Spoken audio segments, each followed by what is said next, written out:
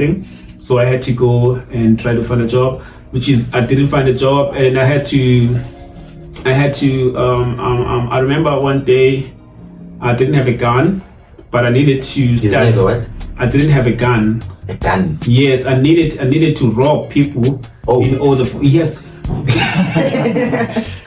Yes, it goes to that point whereby I needed to get a gun, and then I can rob people, because I can see the guys who had guns around here, they have money, they dress up cool, like nice, like with Lacoste, and they drive nice cars, but they only have guns, which is they just rob people, and they make their money from those people.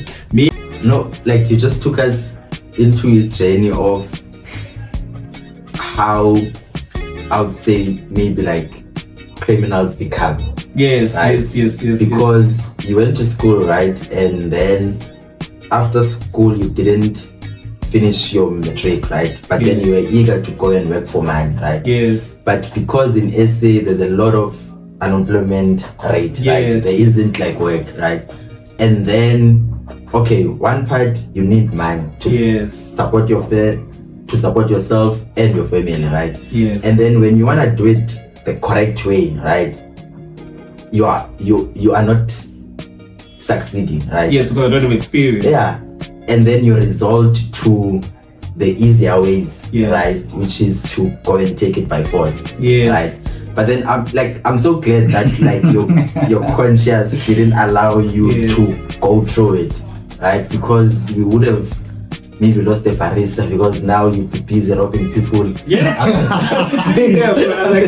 I'll be doing that. Honestly, I was like, on my first times when I got to the place, I was like, I had that thing in my head, like, you know what? When I grow up one day, I want to be that person who actually gave me an opportunity. Is it? Yes, that opportunity to make it better for myself, to try to make my life better, because I've got that opportunity to make my life better through the person who hired me, not my friend, but the owner of the place. So I wanted to be that owner one day. So that's what I told myself from there. So then from that time, I started to focus a lot. I didn't actually focus on the dishes. I didn't focus on the guys who were laughing at me. I didn't care. I was getting 1,200 a month. Yeah. And it was okay for me. It was more than enough. So that's a career itself. And coffee is one of the fastest growing economy around the world. Fastest growing business around the world. You can Google it, you can check it out online. Only here in South Africa, people, they actually despise coffee. But if you actually go to other countries, you will see what I'm talking about. There's a lot of billionaires who are billionaires through the coffee industry. If you check online, just check cappuccino or coffee, whatever thing online, you will see exactly what I'm telling you about. Only here in South Africa, I think there are those big people. They actually hide this kind of environment on this industry from us. You understand? They don't use the computer there. And he says to me, yeah, it's fine, you can go there, but I want you to make the coffee as your career. You know? Say, I want you to make the coffee as your career.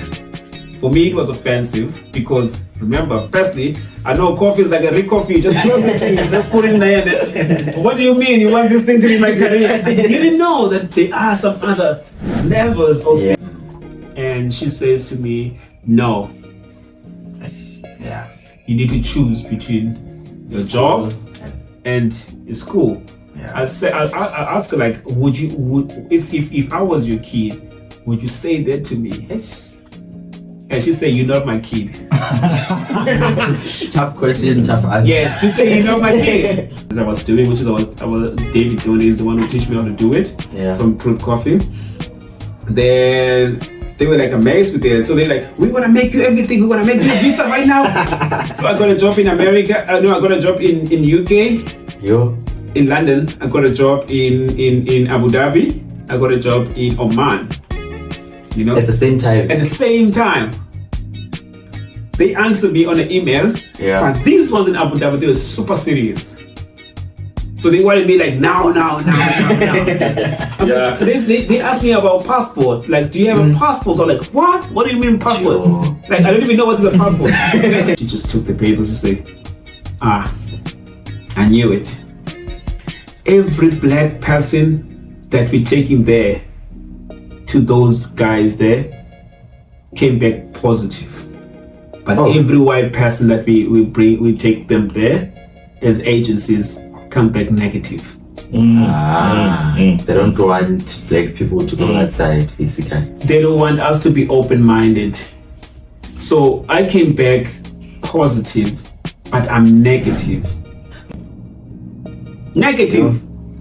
Yeah, before you move on, let me chip in and disturb you, because I think this is very important. Yeah, I think if you have somehow, I think this needs to be clear, because I think maybe many black South Africans have been affected by these bogus hospitals, preventing them from moving and exploring outside. Yeah, opportunities are being gate-kept. Yeah, to all of these places. I'll go to Ace on Monday because the fish fry. I follow all these trends, Tuesday I have to go to Tuesday brush, whatever thing. In Kwasoli, in Kailicha. I have to go. You were living the lifestyle, basically. No. I was living a fake lifestyle because I was not saving. I was stupid. I was young, Yeah. I would have done better. Okay. I would have done better. I would have saved that money, and that money would have grown and make something good. You understand? Yeah. So, but I didn't do that. I had to educate myself, because I told myself when I was leaving, I told myself, this is what I'm gonna do now. I'm gonna educate myself a lot that side, so I will come back and feed the South Africans with whatever things I'm eating from here. Oh, that's nice. That's nice. So I'm going to gain enough experience here.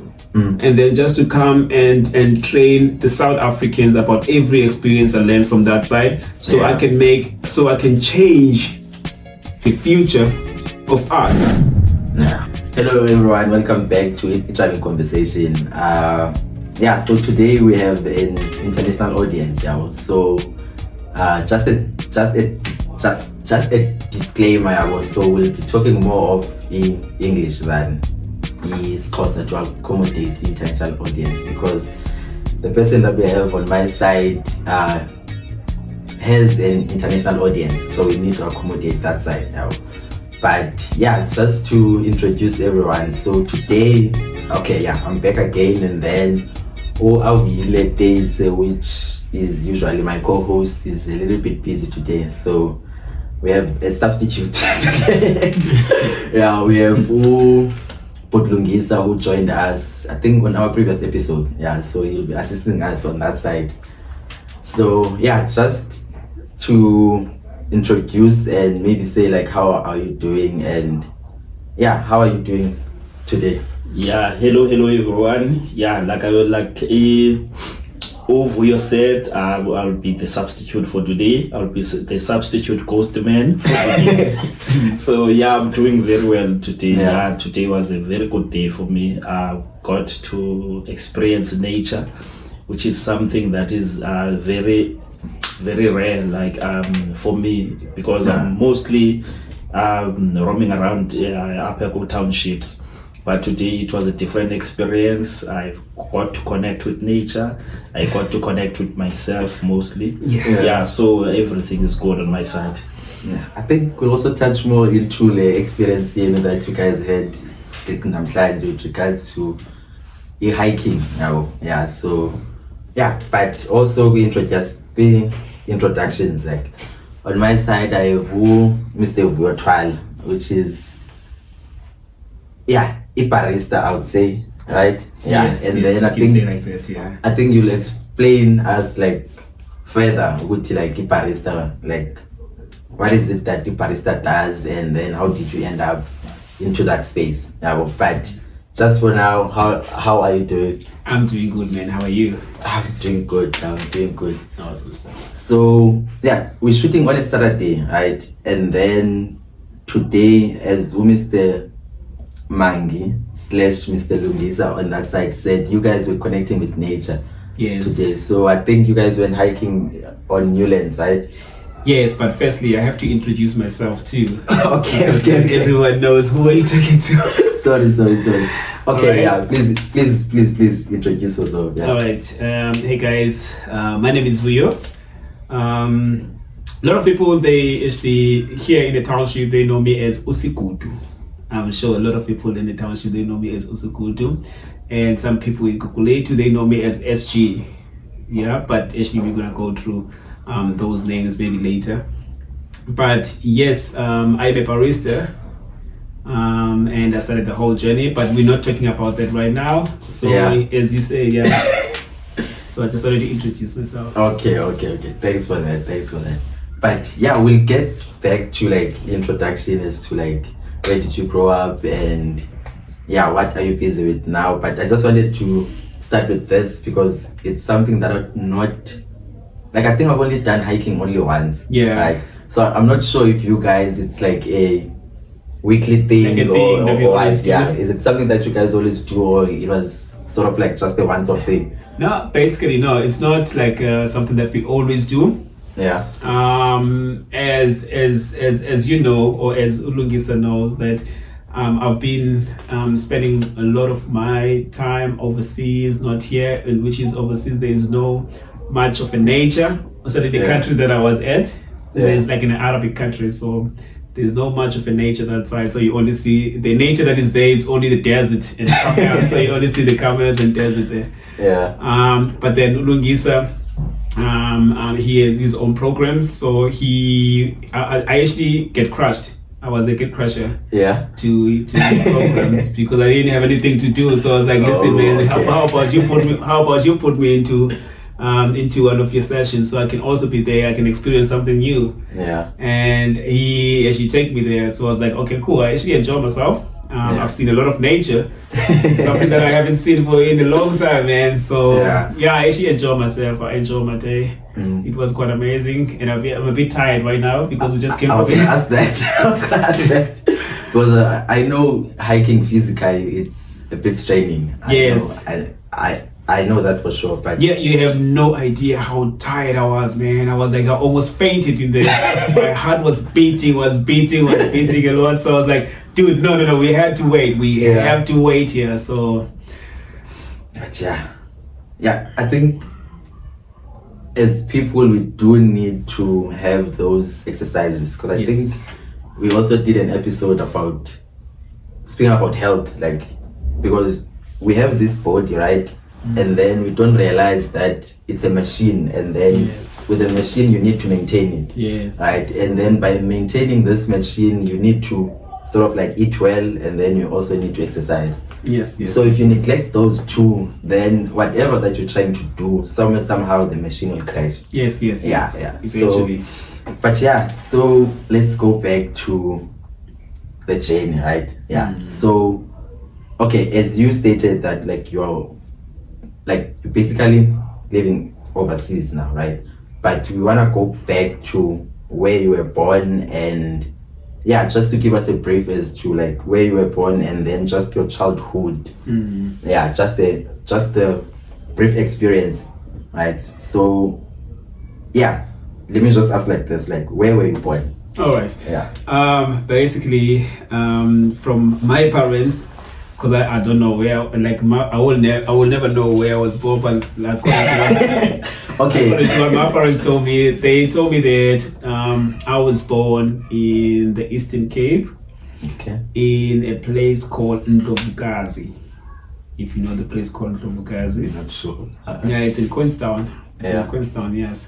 So they say I was born there in the Eastern Cape in Queenstown, and then from there, when I was still young, I think I was a couple of months then they have to take me to Cape Town, which is that's where like I came to Cape Town like when it was still like shacks, like there was a lot of Machetyombe all over that place, a crossroad, you understand? So we used to stay in the Machetyombe, Tina. And I grew up in Machetyombe, and then I went to Eastern Cape again. When I came back, so we had I'm like, all of a sudden, I don't even know, you understand? But I was still young, so I couldn't ask the questions like, how did we get into their house from Machetyombe? I grew up there. Yeah, like I grew up as like as a very poor person, I would say. Yeah. I grew up under like the care of my grandmother, which is she's the one who raised me. Yeah. My mother was absent for some reasons. So she raised me very well. I had some friends, and I grew up with some of my friends, which is like most of them they passed. Yeah. But then I don't think we're gonna talk about that. Yeah. No problem. So, okay, so you were born in Queenstown, right? Yes. And then you came to Cape Town, right? Yes. So, and you were staying around here, which is in Crossroads. Yes, I grew up here. Yes. Okay, and then you went back to Eastern Cape, and then you came back, and then there were like proper houses now. Yes. So Crossroad is divided into Iveza, Barista, Unati. I think that's it, most. Yes. Yeah. So which side were you in? I was staying in Barista. Barista. Yes, I was staying in Barista. And back in the those days, man. Yeah. We used to be like Barista. A lot of people from Evans used to say like we're staying in the suburbs. Cause they say Barista is like the suburbs of Crossroad. Is it? Yes. It was quite cool those times, man. So they used to say, Lamashita Barista, coconut, cheese boys, and all those kind of stuff, you know. But then we were enjoying all of that. We were taking benefits of those things, which is that's what actually uplifted us, me and my friends, to become like one of the hype guys, like this, or cheese boy. Okay. Speed dance, Capella boys, coconuts. Yes, it's more like coconuts, because these people from FS, they used to call us like I'm a coconut, you understand? And we didn't understand what does I'm a coconut means up until they will keep on picking on us, saying like we cheese boy, we're staying in the suburbs, and we never even noticed that this is the suburbs.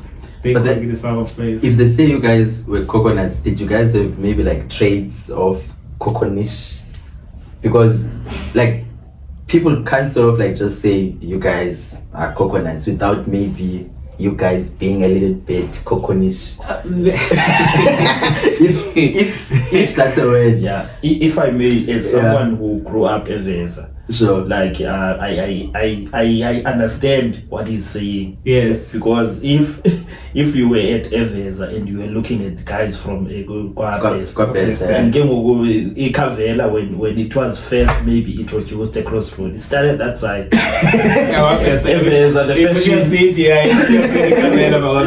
the fashion sense was different. Everyone would wear leather jacket and leather capes. Like you wouldn't see that again Goma Best. There would be these talks like, hey, I buy a speed up.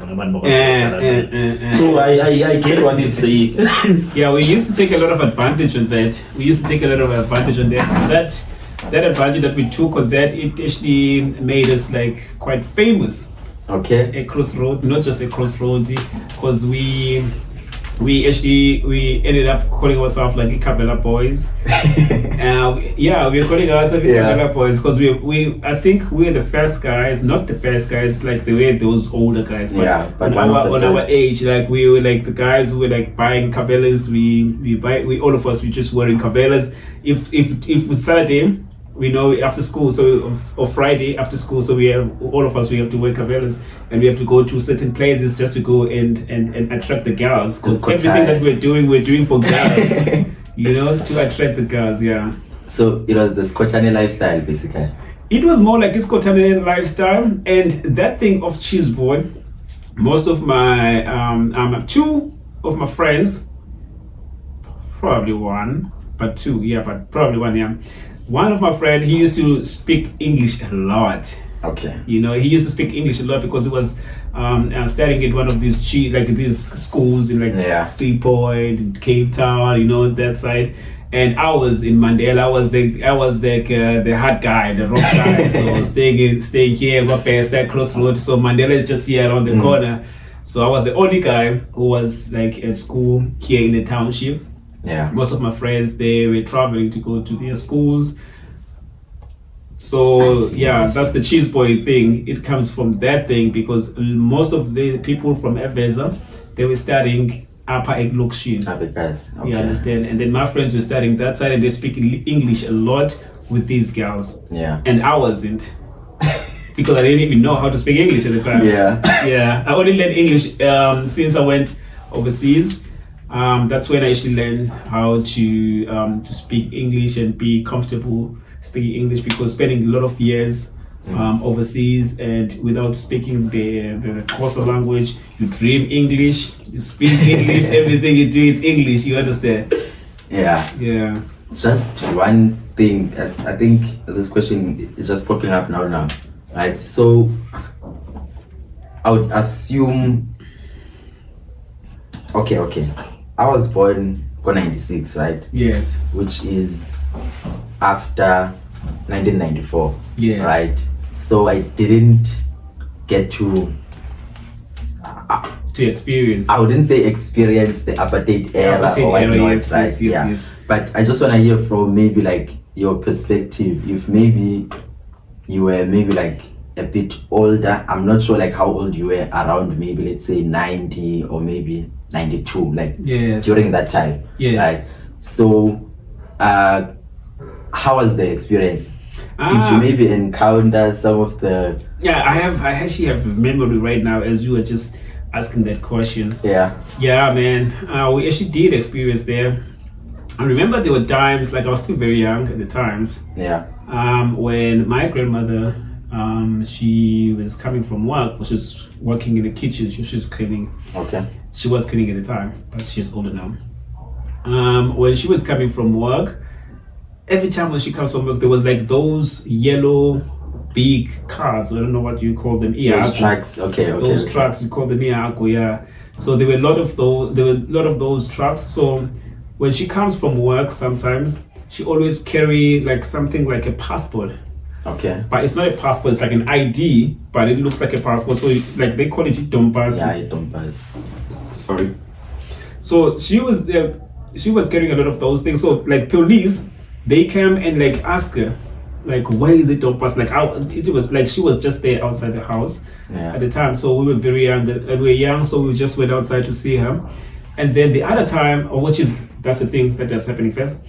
The other time, the police, I think it was 94. I think it was 94 that year. Nelson Mandela was being released from prison. Yeah. So school students from Mandela High School, they were like protesting. I don't know, they were protesting or something.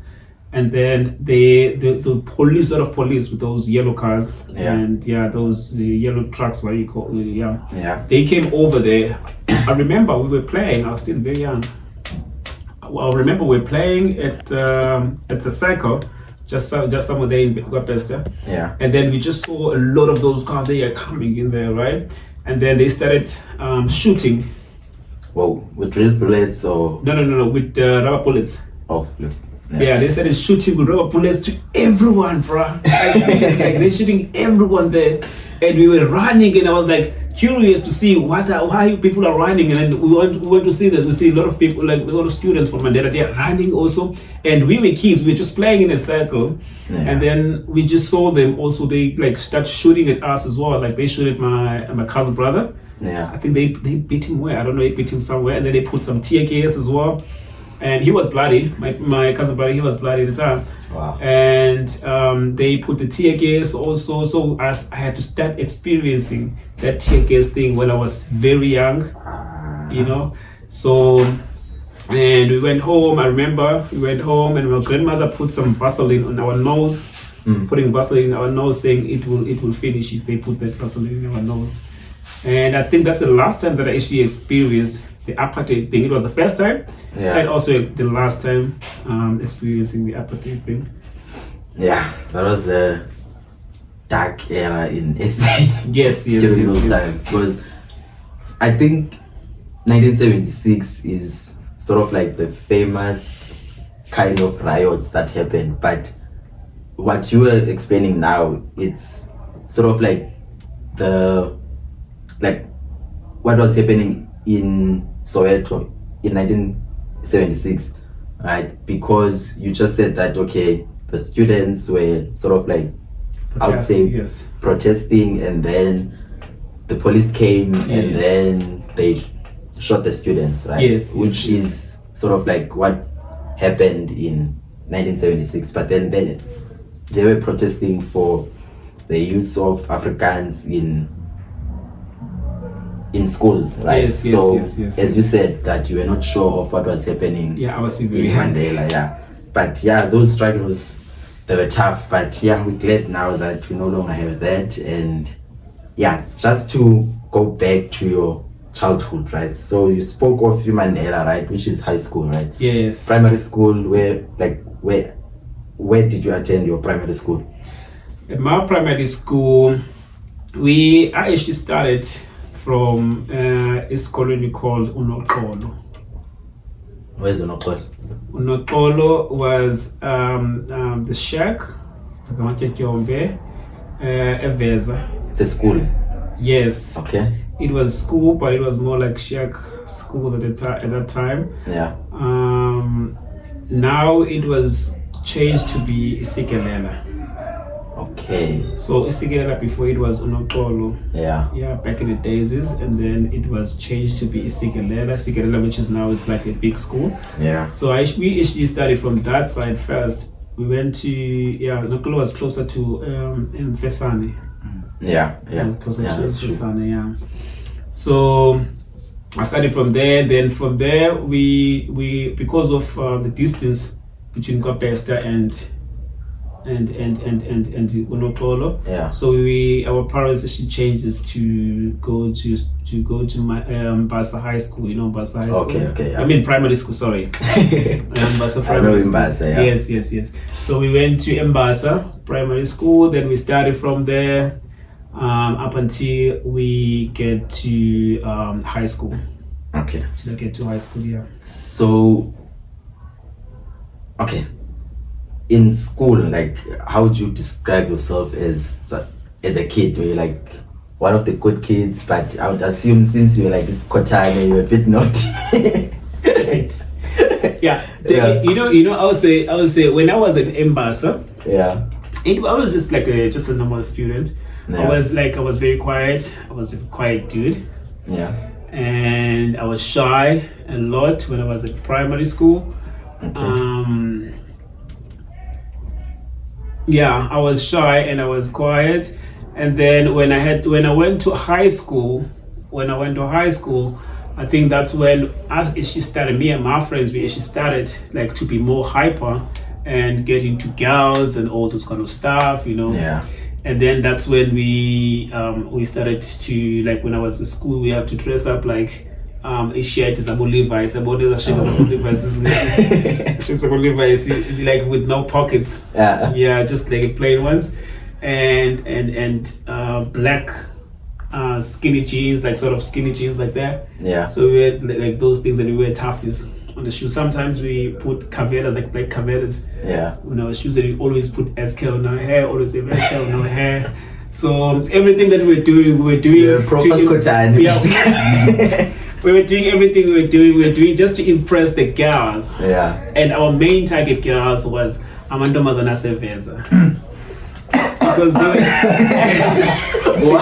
they were like, you know, the girls from Eveza, they were like, every time they're looking at us, like they see gods, you know, like, I really love that. We really love that. Me and my friends, like, that's a conversation that we always have. Yeah. Like, okay, you know what? If you go to our events, or like the girls, we can find girls there. They know what they're looking at us. They you know. So we used to go to Eveza a lot, and we used to find Amantombazana. Yeah. Eveza a lot than Barista, because Amantombazana or Barista, they were more like cheese girls, you know. So cheese boys and cheese girls, they don't So Image Tiago was like, if it's Eveza, basically, like where you were. Not actually Eveza, because Eveza is like close by to us, right? So, but we had quite numbers of girls. We were being Eveza because it's quite closer to us, but we were doing New Cross Road. We had girls in New Cross Road. We had girls in Goguletu. We had girls like some quite few places. You know, because, in Unat, yes. But mostly we loved Amanda Malana Sevilla because we were enjoying the attention that they were giving us at the time. You know, so. Okay. Okay, to what you are doing now, right? It's something that I would assume that as a child, like I can even go outside now and maybe like ask maybe like 10 children like would like when they grow up, what do they want to be? And I can bet my money that they wouldn't say they want to become a barista. Yes. Right. So from your side, like when you were growing up, like what did you want to become? For me also. I had totally different things, you know. I wanted to be an artist because I was very good at doing the drawings. Is it? I wanted to be an artist. I wanted to be a businessman. Yeah. That's one thing I said I wanted to be. I wanted to be a businessman because of my father. Okay. My father, he never worked. He started his own businesses like from scratch. Is it? By himself, yes. He was like a mechanic. So he started fixing the cars and then he get himself like a workshop and then started hiring people to work for him at his workshop. And his workshop was quite a success. It was quite big in the Eastern Cape. That's nice. So I always wanted to be like him. I always wanted to have my own business. I always wanted to help people and help people to make cash, like to depend on me. Yeah. You know, that's what I wanted to do when I grow up. So that's what I wanted. That's what I was keep on saying. If you ask me, what do you want to be when you grow up? I want to be an artist, or I want to have a businessman. Yeah. But you're not sure, like you wanted to be a businessman, but you're not sure which business to dive into. Basically. Okay. I didn't know which business I wanted to dive into. Yeah. Up until a certain age. Okay.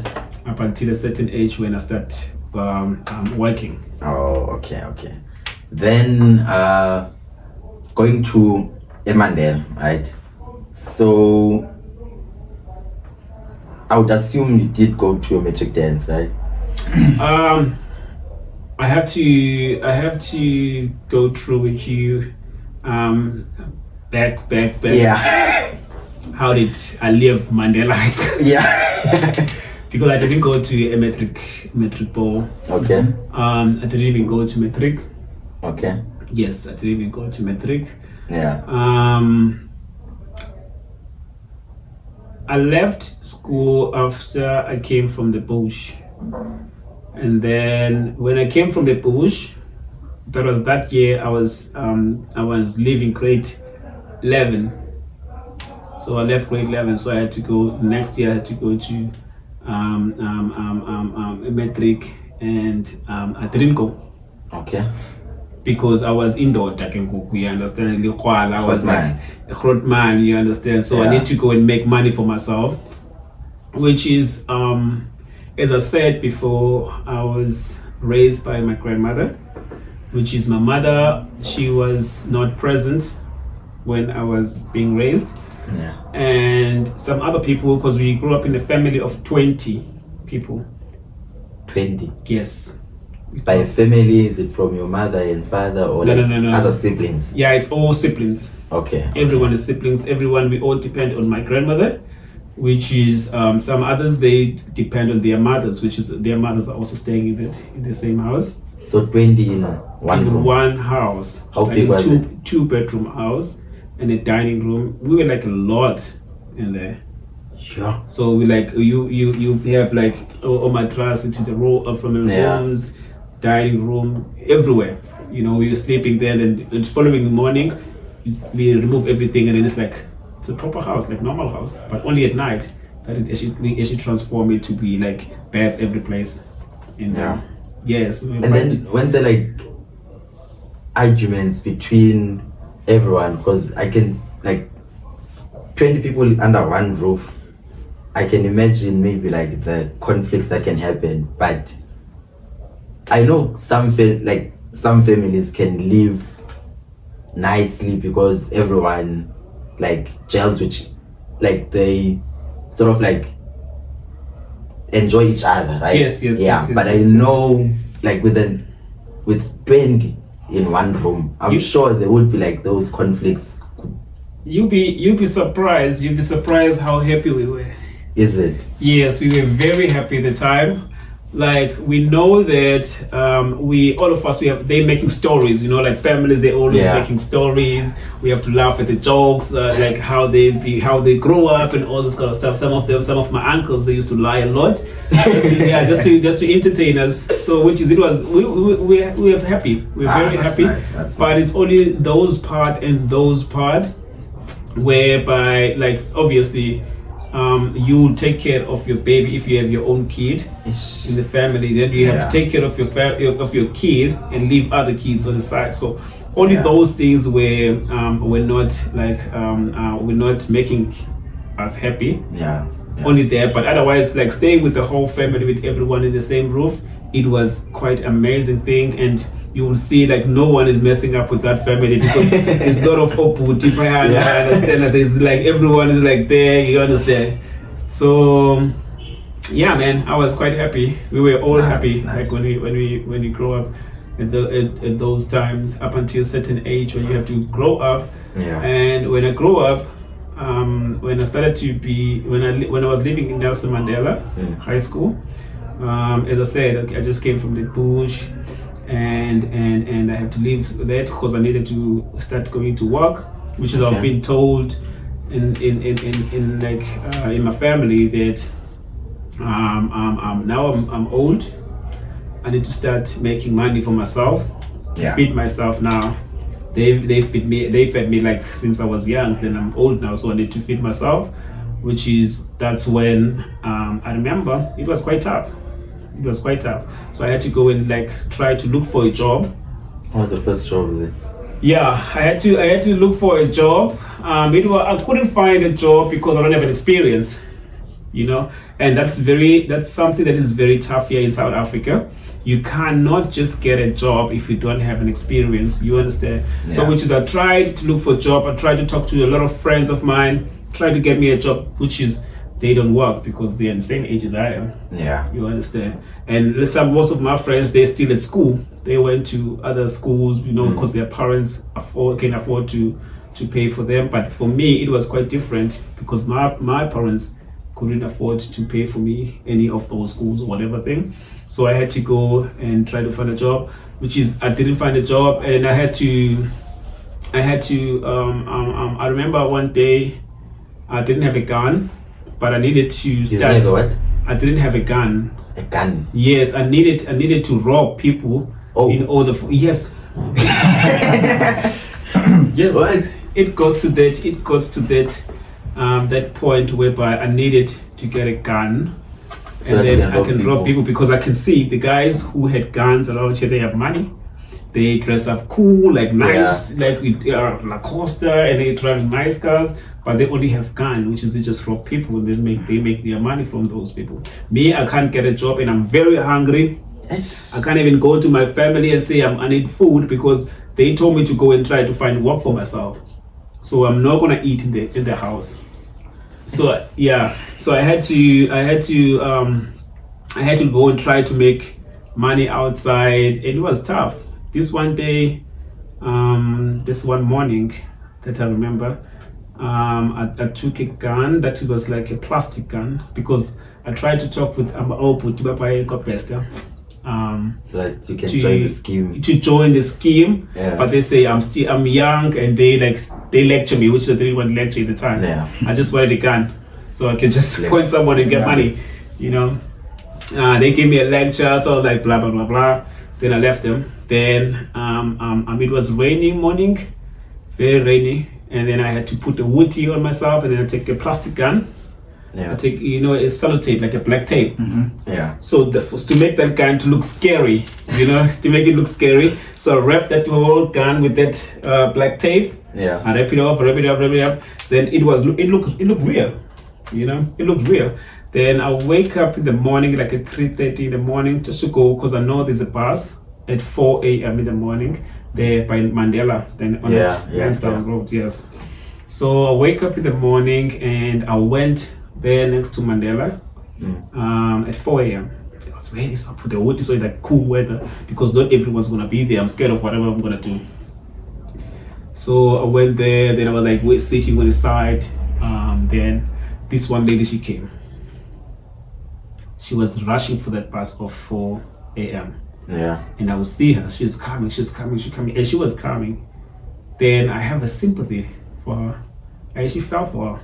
Like I was like, she wake up this morning at this time and she's a woman, she's alone. She should be struggling with something, you know? Yeah. So if I'm robbing her right now, then you're creating more struggle. Probably, maybe there are a lot of people who are depending on her. Yeah. So I didn't have the guts to do it. And then I let it pass. Yeah, she passed. And then I was like, yeah, get yourself together, pull yourself together. Look at these guys, they have too much money. You need to get the money. Yes, these guys, they have too. I don't have bread to eat. If I just get money to buy bread or something early in the morning, you understand? Yeah. Because I'm hungry. It's been days, like 2 days without eating. Because most of the time, my friends keep on giving me like some food to eat. You understand? So I was like, okay, you know what? This is the next lady, the next person who's gonna come, I'm gonna rob that person, even though I'm just gonna say, give me 20 rand or something like that, you understand? So I waited there, then probably like 30 minutes passed, like around about 4 something, like 4:20 or 4:10 or 4:30 the time. Yeah. So she came, the second lady, she came, and I would see, when she was coming, I was like, yeah, this is the lady I'm gonna rob. This one I'm gonna rob this time. Yeah, pull myself together. And then she just came, and then as she was coming, then there was that thing again. There was that thing again in me. So I was like, what? And that thing keep on like pushing, and it's like someone is putting voices in my ears, you know, like someone is talking to me, you know.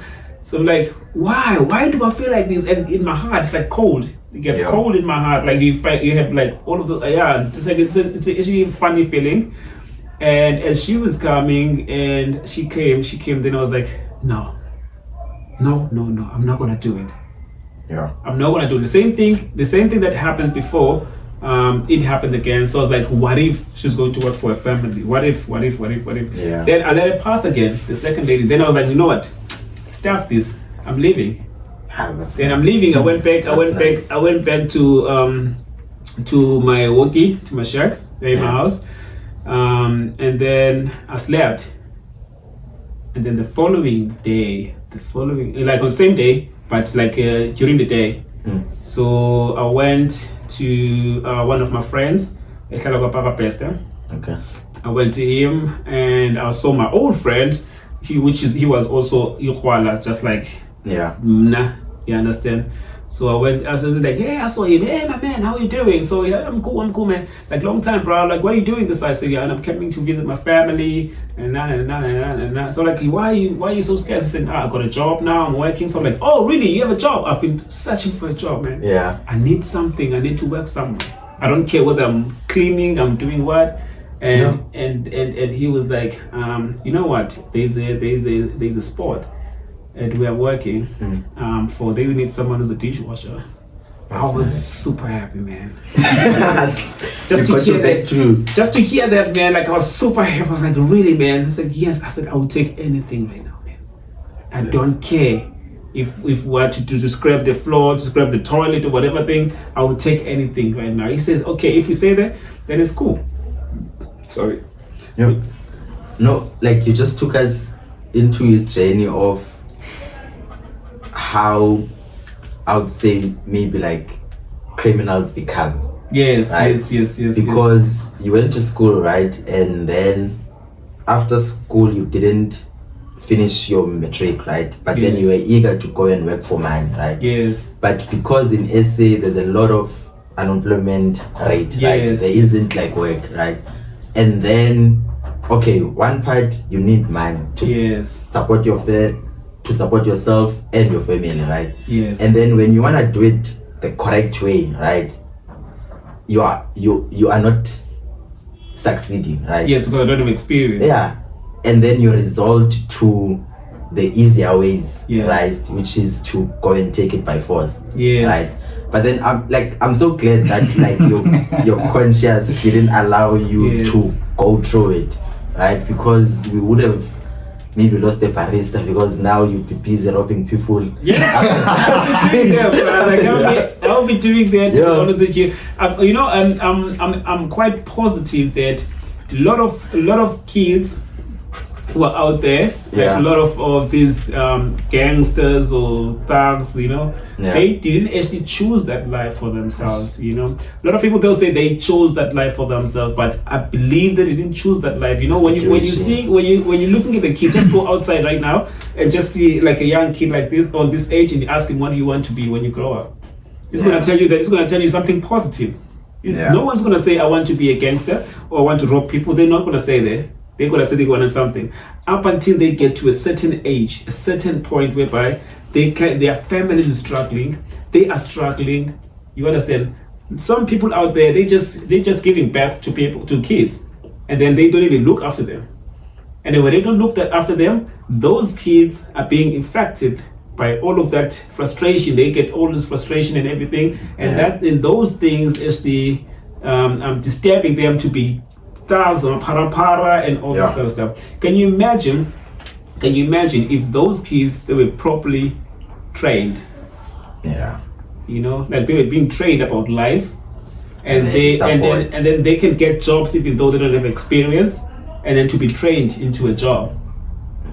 Then I'll probably in a township it won't be this like now if you check it in whatever thing in Google, then you look at Nyanga, Crossroad, whatever. It's one of the most dangerous city. Like I think it's the highest murder capital. You understand? And then why here in Crossroad and Nyanga, not in Camps Bay? Why not in Cape Town? Why not in Clifton, in Case River or whatever? Yeah, because you know what? Because here in the township we are the poorest people. You understand? And when you are poor, you are pushed to other things, basically, to try and get the bag. You're trying to make a living for yourself. You're trying to make a living for your family. And the only thing our kids are growing up into, we growing up into a situation, like a society that is like, you see gangsters are successful. Gangsters are making money. You know, they have everything. And then you're looking at other people there. It's like they don't have money. They're just sitting at home. So what do you want to be when you get into that situation? You think of getting a gun just like I did.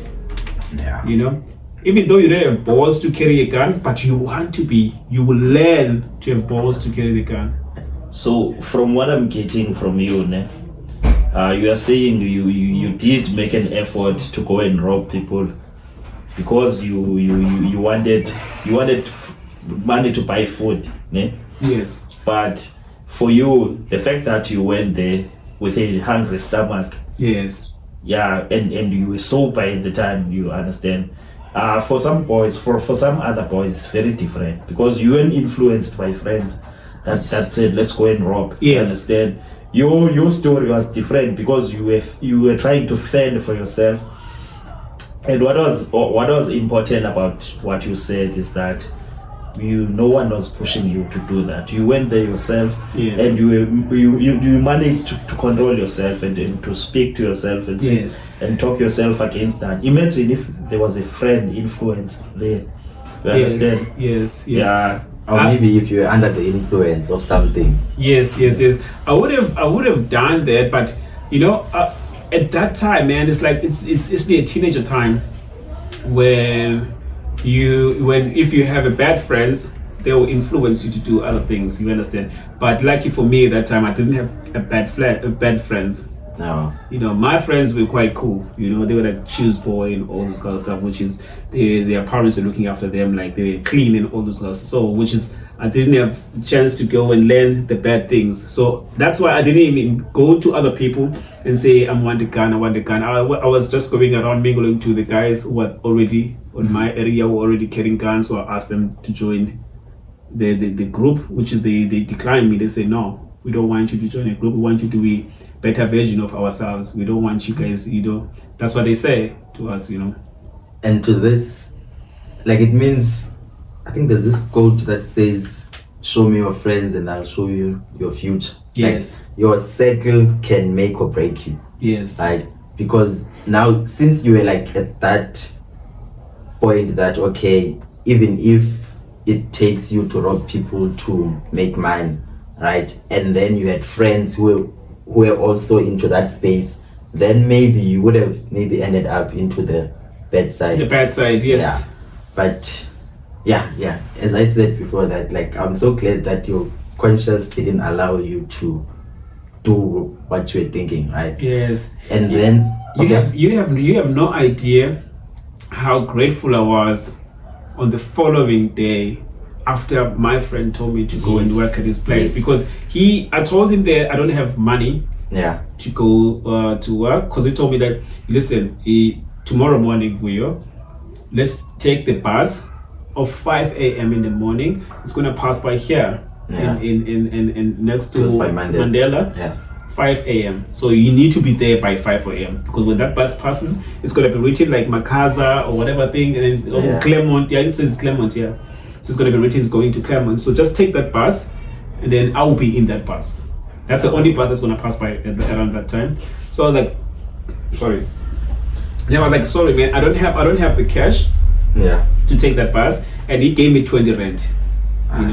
He gave me 20 rand. He says you need to be there at that time. So I was happy, man. To be honest, I was happy. I went to my room. I was like, I took I was washing, and then I would wash before the following day. I was like, I wake up at 2 a.m.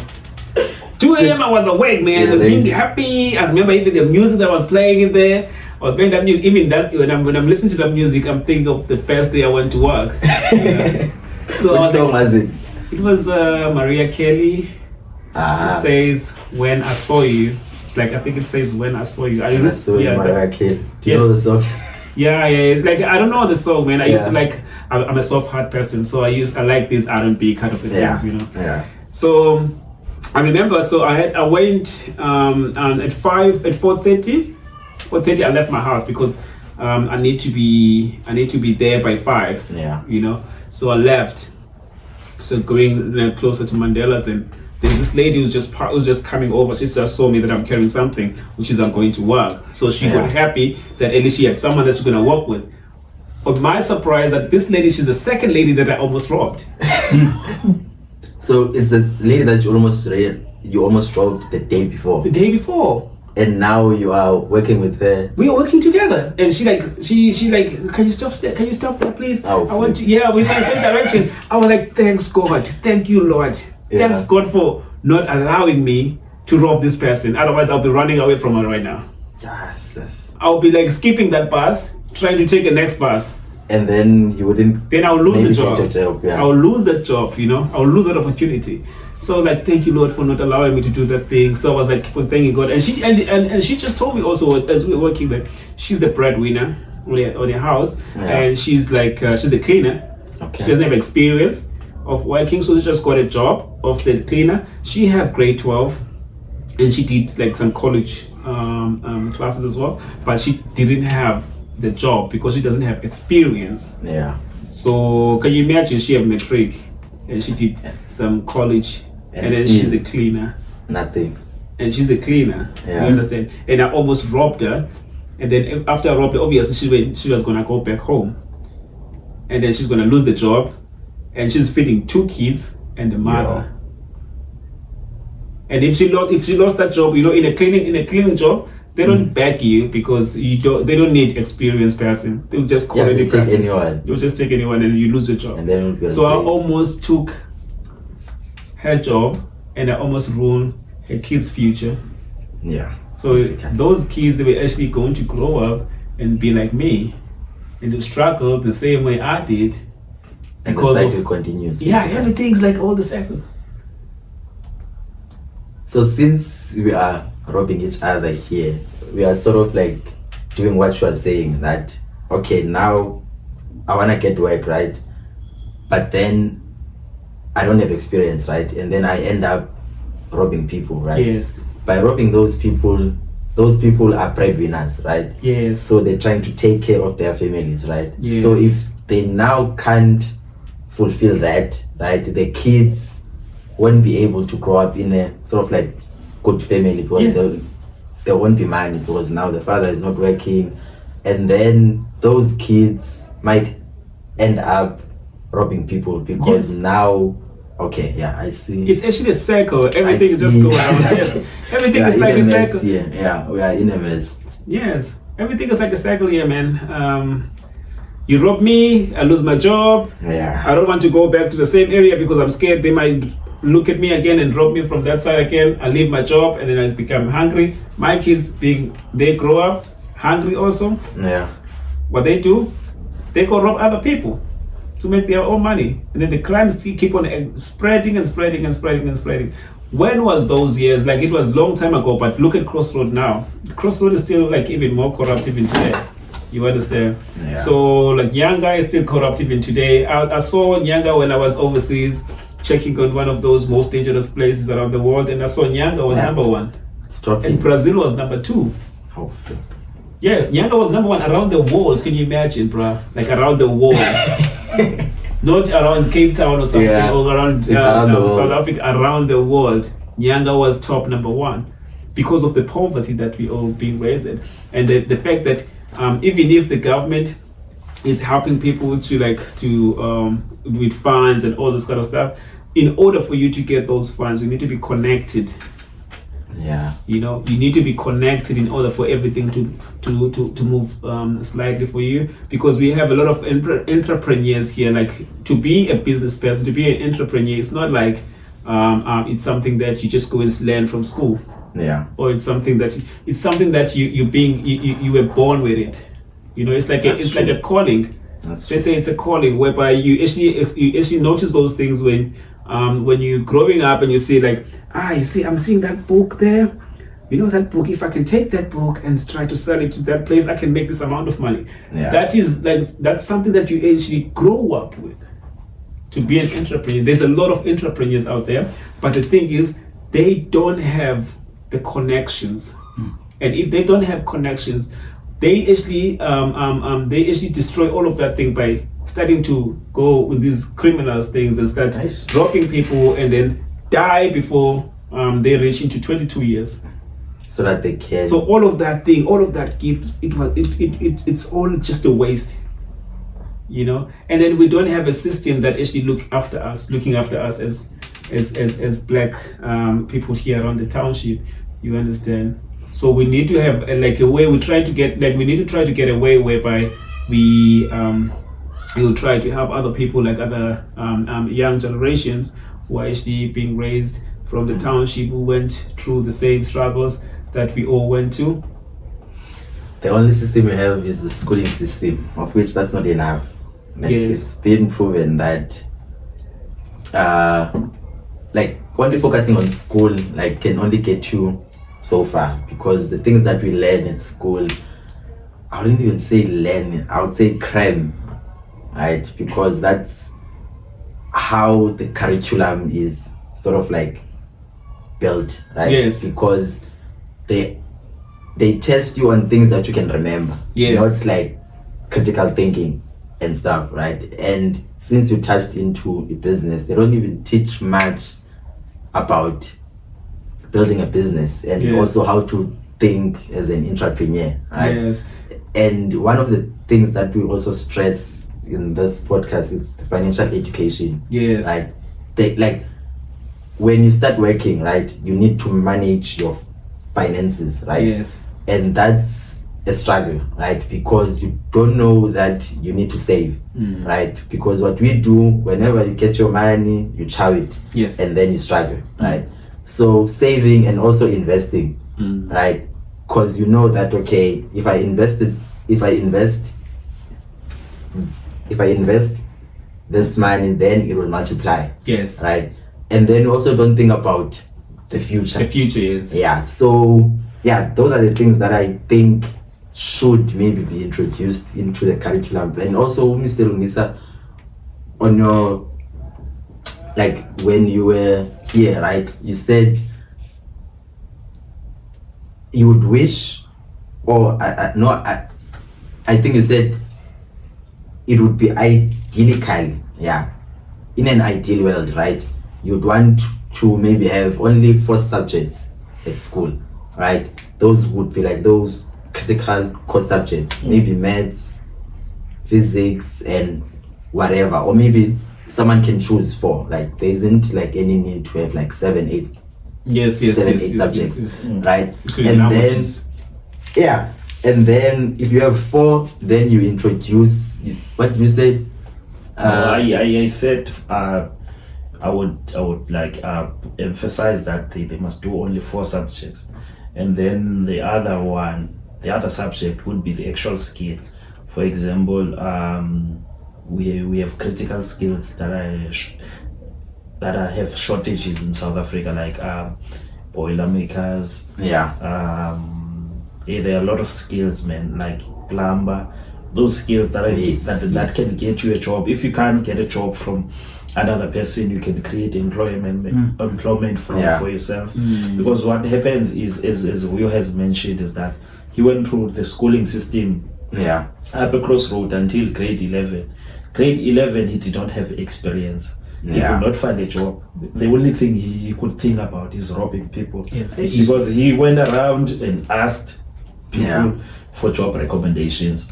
So I won't touch into this because I feel like as we proceed like with his story, I think we need to explore this thing of connections, knowing the right people at the right time. Because for him to find a job, he met a friend that was employed. But we are going to connect this as we proceed with the interview, because I feel like it's very important, and he's also going to speak further about building sustainable relationships, like effective relationships. True. Okay, going back to the cleaning job, I would assume that you arrived early. Fortunately, okay, that's nice.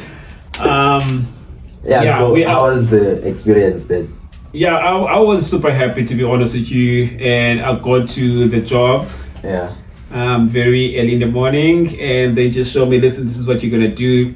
They were making fun of me for washing the dishes, right? But for me, I was super happy with the job because it's the only thing I know, you know. Okay. So I was super happy for cleaning the dishes. Was it like a restaurant, a hotel? It's a coffee shop. It's called Vida E Cafe.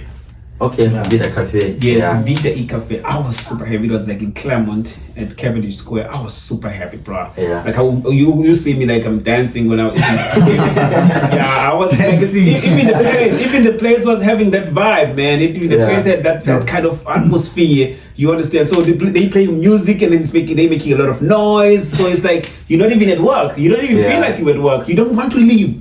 You only hate to wake up in the morning. But the thing is, as soon as you enter that place, man, you become happy, you know, because of the atmosphere that is there. So I was like, on my first times when I got to the place, I was like, I had that thing in my head, like, you know what? When I grow up one day, I want to be that person who actually gave me an opportunity. Is it? Yes, that opportunity to make it better for myself, to try to make my life better, because I've got that opportunity to make my life better through the person who hired me, not my friend, but the owner of the place. So I wanted to be that owner one day. So that's what I told myself from there. So then from that time, I started to focus a lot. I didn't actually focus on the dishes. I didn't focus on the guys who were laughing at me. I didn't care. I was getting 1,200 a month. Yeah. And it was okay for me.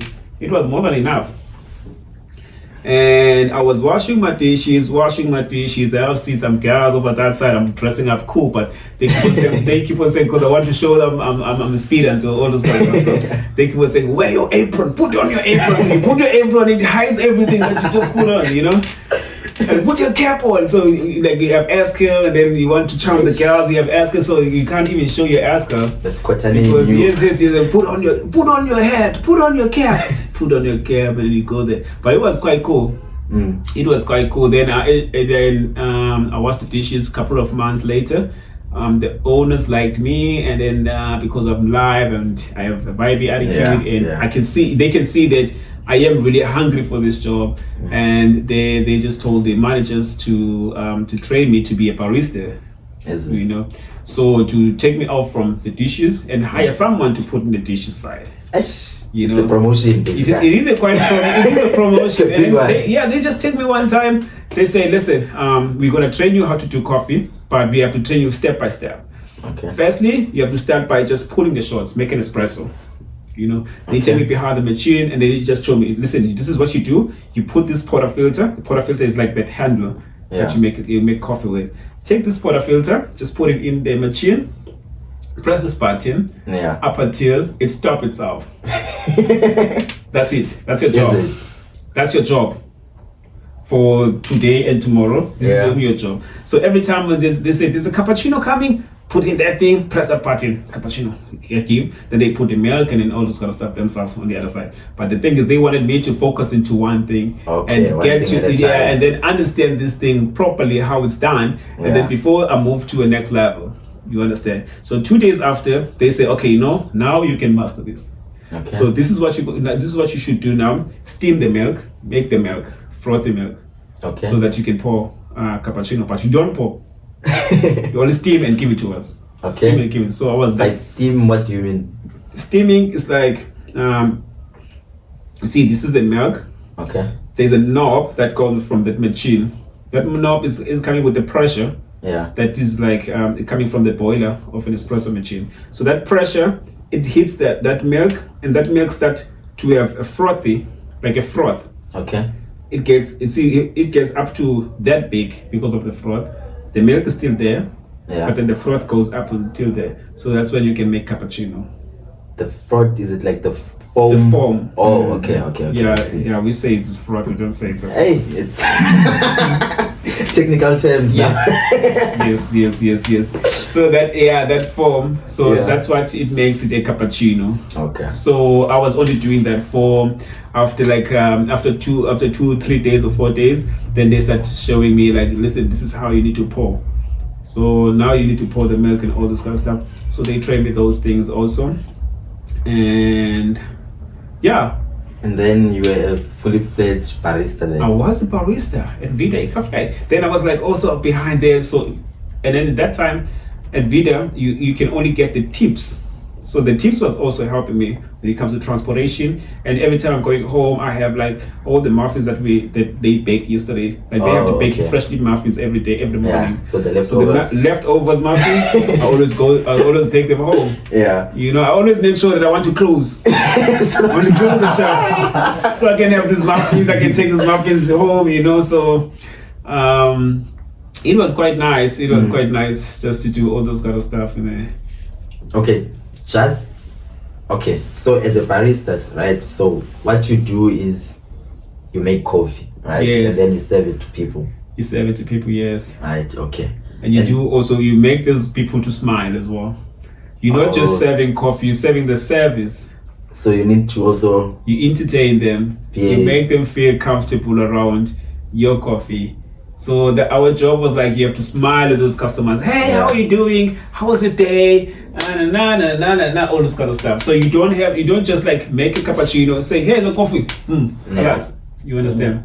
So it's sort of like being a waiter, right? But instead of serving food, you are serving coffee.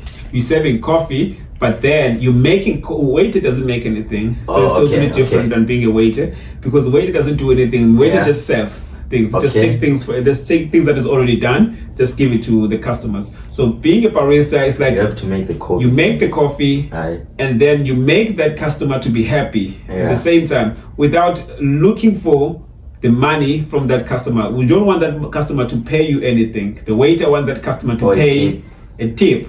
You understand? So they're working towards the tip. Baristas doesn't work towards the tip. They work towards the service. Yeah. You know, if you tip that barista, it's up to you that you tip that barista. But that barista is not focusing on that because that barista is having his own salary. I see. So from there, I don't know if you want me to talk about the other place also. You can continue. Okay. I don't want to be like I'm taking over. No, it's fine. From there, I met this other guy. His name is Ishan Natali. Yeah. He's like a barista championship. Like he's quite famous in South Africa about coffee, even in London, because he actually went to London now, and he's like, by Barista Championship. So there's a competition. There's a competition. It's actually a big, like you. A lot of people, they actually don't look at it as it's just a coffee thing. Yeah. That's what people would think, but actually it's a career. It is a career. It's not just a coffee thing. Through that barista thing, you can have a sales and marketing person, which is that person is qualified, went to school, went to university to get education for those things. You can get quality control person. The quality control person is a person that's going to work on a computer the whole time, which is that person is qualified to do that. You can get accountant. Which is accountant is the person that has to count that cash that is actually making it there, that's a career also. You can get a trainer. To be a trainer, you have the qualifications to be a trainer, because there's like guidelines that you have to go through to do that training and be qualified to do it. To be an owner also of that place. You understand? So that's a career itself. And coffee is one of the fastest growing economy around the world. Fastest growing business around the world. You can Google it, you can check it out online. Only here in South Africa, people, they actually despise coffee. But if you actually go to other countries, you will see what I'm talking about. There's a lot of billionaires who are billionaires through the coffee industry. If you check online, just check cappuccino or coffee, whatever thing online, you will see exactly what I'm telling you about. Only here in South Africa, I think there are those big people. They actually hide this kind of environment on this industry from us. You understand? They hide this industry from us and make us believe that coffee is only real coffee, which is coffee is not just free coffee. Coffee is an art.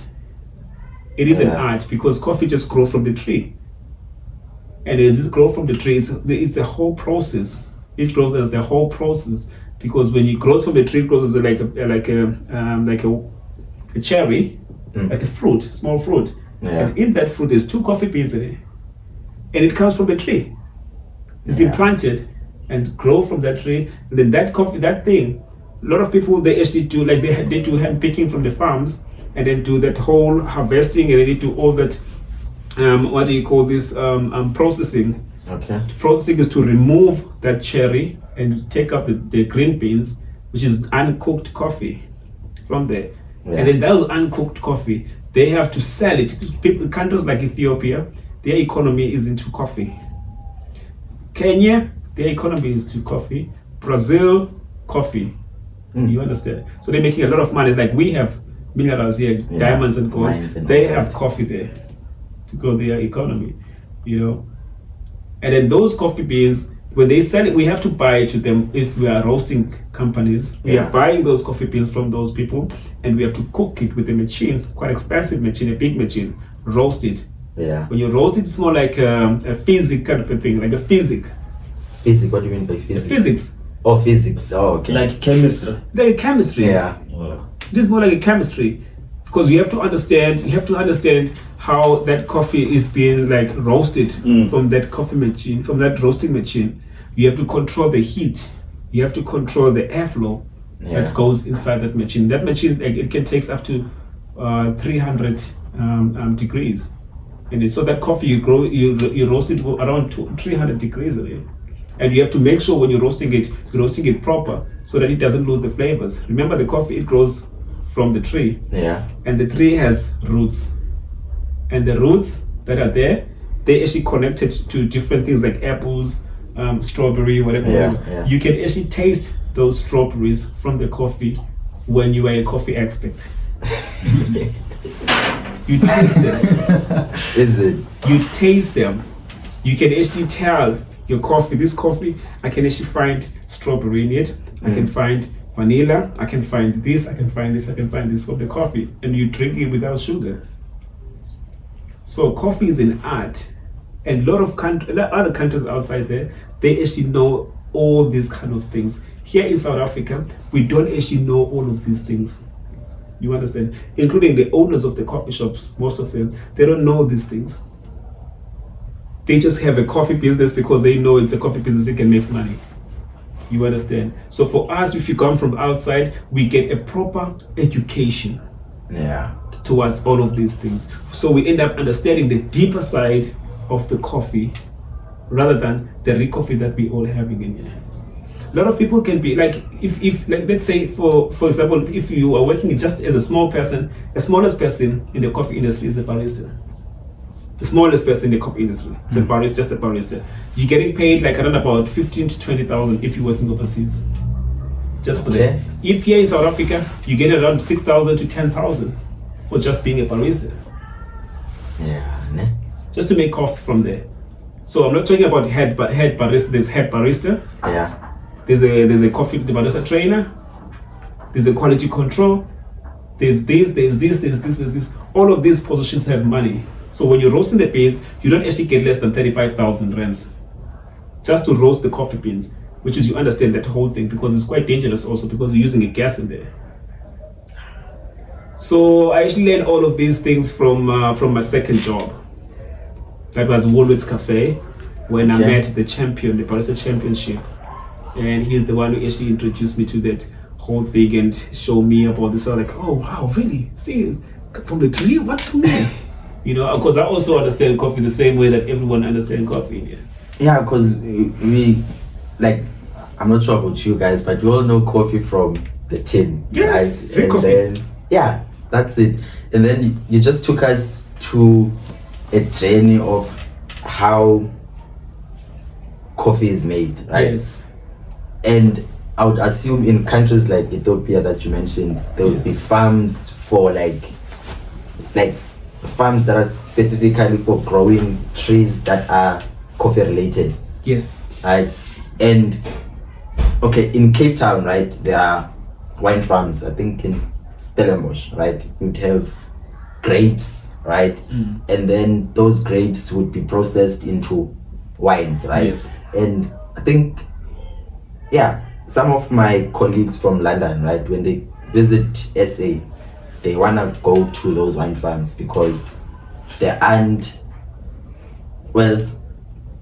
Cape Town, especially Stellenbosch, right, is known for wines, right? Yes. Right? And In fact, the whole South Africa knows by alcohol. Right. So now, since you mentioned that our economy is made from minerals, and I would also include these wines, right? And then you say there are some countries that are built from just coffee, basically. Yes. So that's something new from me, and yeah, man, it's enlightening about like how something that you thought is just in a tin, but it's the whole industry. It's a whole industry. I was quite surprised when I went to Ethiopia. I went to Ethiopia because of my curiosity, at the same time for business purpose, because I wanted to actually, because we are into a coffee roasting business. So I wanted to get my deals straight from the farms. You understand? Because it's quite cheaper than buying it from a distributor, to this up until it gets to you. So when it gets to you, it's quite expensive. I went to Ethiopia, to the first place that discovered coffee beans around the world. The first place that discovered coffee beans. Before the coffee was born, it was born in that place, man. Like, people, they actually understand coffee from that place. It's called Kaffa. Kaffa, it's in Ethiopia. So I went to Kaffa farms to make a deal with like some owners of the farm, which is I spent 2 weeks in Ethiopia. Spent 2 weeks in Ethiopia making a deal with them. Then they actually introduced me to other countries, to the other cities as well, of coffees as well in Ethiopia. You'll be surprised, man. In Ethiopia, everyone is making coffee, like not proper coffee. They have the old way of making coffee. Like that old way. They don't use machines and all this kind of stuff. Yes, there are some coffee shops who are using machines, but they don't actually focus into that. They're using something called jabena. Jabena is like a small kind of it's like a vase, like something like a vase. You see those things that you're making out of mud. You're making out of mud. And then you make it like into a shape. Then you can put it onto a stove or whatever thing. Then you just put coffee inside it and put water and throw water in it. Yeah. So they're still using that old method thing in Ethiopia. You go to airport in Ethiopia, man. They call it Buna. They're selling that thing. I was like, what? Even at airport, everywhere, because that's their main source of cash. Yeah. They don't have maybe I don't have diamonds or whatever, because I've never seen those. I've never noticed those things there, diamonds or gold or whatever. But their main source of income is those coffees. Yeah. Okay. Let's take it back to this. You said, is it Ashley or the guy who Ishan, yes. Right? So you said you met Ishan, right? my second job. In your second job, right? So Ishan taught you all of this. Yeah, he taught me all of these because he's the person that actually he took his time to educate us about coffee history, coffee background, what's the coffee. And he actually told me something that it was quite offensive to me at the time, but I realized it wasn't offensive, but it's just that I took it offensively because, remember, I'm from Cape Town. Everything is racism here. Yeah. We watch every word you're saying. We're watching every word you're saying. Listen to whatever you're saying, man. Don't just say whatever thing you want to say. You know? So what did he say? Ishan says to me when he was training me to make coffee, he says, I told him that I want to go to college to go and study more about business management and financial management, whatever things that I want to study, because I don't even know how to use computer. So I need to educate myself because I was studying in a black school, so which they don't use computer there. And he says to me, yeah, it's fine, you can go there, but I want you to make the coffee as your career. You know, he said, I want you to make the coffee as your career. For me, it was offensive because, remember, firstly, I know coffee is like a real coffee. You just throw this thing, you just put it in there. What do you mean you want this thing to be my career? I didn't know that there are some other levels of this thing, you know. At that time, I didn't know. I was closed-minded. Just like most of people who are thinking of coffee is just like that. You understand? They are all still closed-minded because they don't know what is selling outside South Africa. That coffee thing, it makes a lot of people successful in life. You can start, like, it's the very easiest thing to start it by yourself and make a lot of money. You learn how to do it. You get a coffee machine, it's 10,000. Second-hand coffee machine, 10,000. You get a grinder, which is 3,000 or 4,000. You just have your own store. You just take a table like this, put your coffee machine in there, just go to a certain area, sell coffee.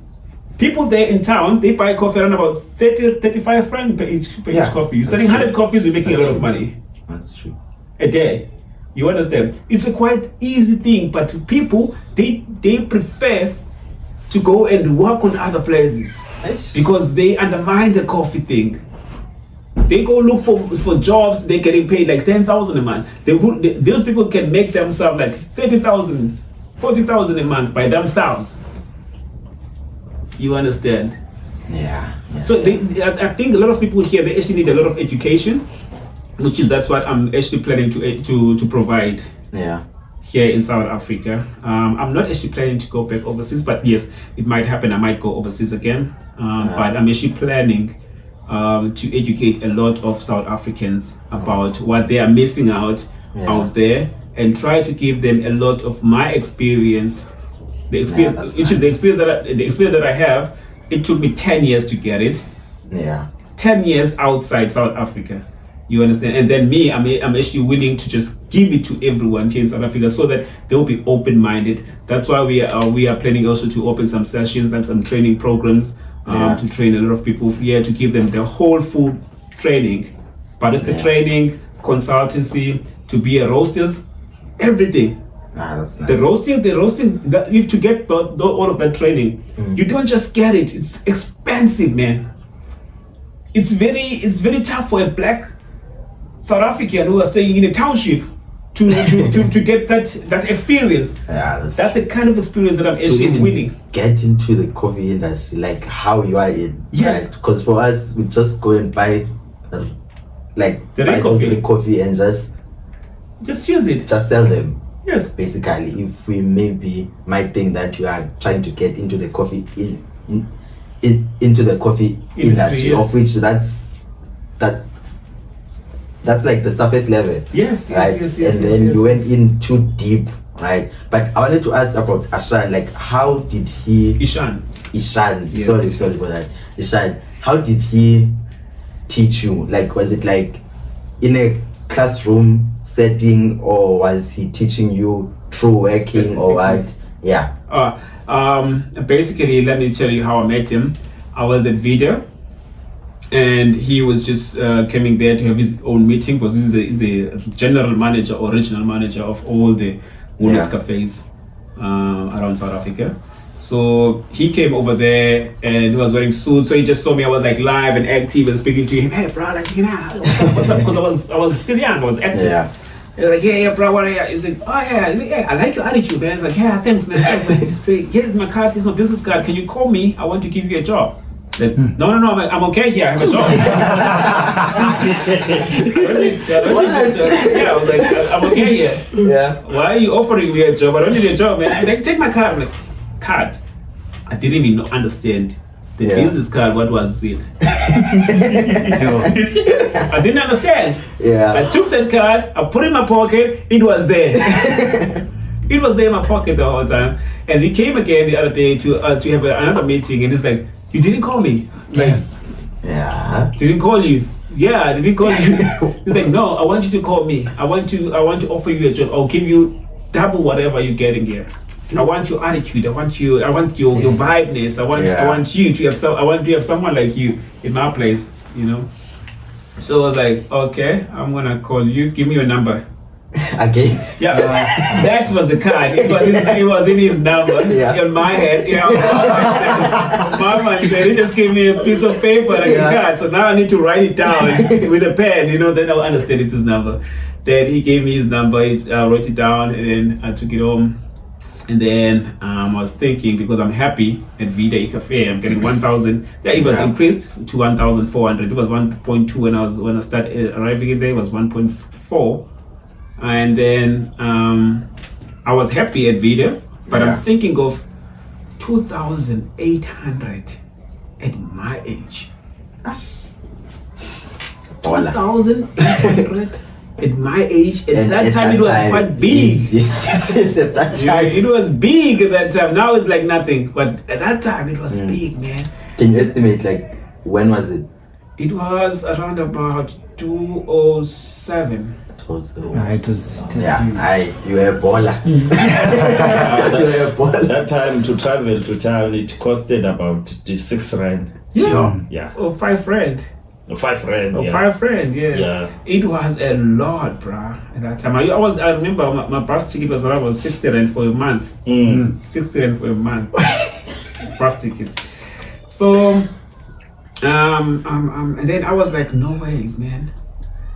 I didn't want to go. I was like battling with myself, like thinking, no, I love this job because of the atmosphere. When I get to the job, I'm happy, I'm active, you know, all this kind of stuff. But then if I go to his place, maybe I'm gonna meet new people, and then I'm not gonna be happy as here. But I spoke with the manager of Vuyo, and I spoke to him because I used to be a friend of him. His name is Yapi. Yeah, his name is Yapi. I think so, something like that. I spoke to him. I said, listen, man, I have this opportunity to get a job, and this guy's gonna give me double. This guy says, you know what, bro? I'll say, take that double. Yeah. Because I'm getting that money, and I'm a manager. Imagine you become a manager. And you're gonna be a barista there, and you're gonna get this money. So I said to you, take that job, man. Take that. Just leave this whole environment thing, because once you make any bad thing here, we're gonna fire you. They're like, I didn't even know that people can fire because the first job, you know. They're like, okay, cool. So you're not gonna be angry at me? I said, no, I'm not gonna be angry at you, man. I'll be happy for you. I will still be your friend still. So I was like, okay, cool. Then he asked, when are you gonna leave? So I said, let me call this guy and find out by him. Then I called him and I asked him, listen, I want to take the job. He's like, yes, take the job. When are you gonna come over? So I said, I need to make a what do you call this? A notice. A notice, I need to make a notice to tell them that I'm not gonna come back. And he says, okay, take your time, and then just let me know when you're gonna come. Then I make a notice. They said, oh no, it's fine, you can leave, like next week is end of the month, just get your money, then you leave. I was like, okay, cool. Then I started to work at Woolworths Cafe. So as I was working at Woolworths Cafe, Ishan just called me with his all other staff to like a room where he had to train us all. Okay. You know, he actually take us to train us all. He trained us about the coffee machine, what it is, what is inside the machine, what all of these things, the training that I never got from Vida. You know, he trained me about the machines, he trained me about everything, he told me about coffee beans, he told me about coffee coming from the tree. I'm like, what? Coming from the tree, coffee? Sorry. I was quite surprised, I was shocked as well. Like, coming from the tree, what do you mean? So he gave us a book, where that book, like we have to study that book, so we can write exams through that book. So he actually gave me the full proper education, but because I was dedicated to this thing, I was giving it my all, because it's my first job. I want to be that person who hires people. So which is I have to learn more about this, forgetting about whatever dream that I wanted to be as I wanted to be an artist. An artist, and a business person. So I was focusing to the business side. I was not focusing into the artist, because I can see this is a job that I'm having right now. It has nothing to do with drawings. So I stick to that job. I make sure that I'm learning a lot about that job. I was super, super serious, more than everyone there. In a way that after 2 months, my salary was being increased again. After 2 months. What? Yes. Because you were putting in much more work, or I was putting more effort into the job, man. I learned so much, and I was training the new people who were coming. I was training them because I was reading that thing. Like, I make sure that everything that I'm reading in there stacks here. So everything that I wrote, like I was reading it from them, I was making sure that I'm training the new people myself. I'm him when he's not around. You understand? And then he gave me that offer. He says, you're gonna be a head barista for this place. Then increase your salary. You're gonna get 3.8. What? 2 months.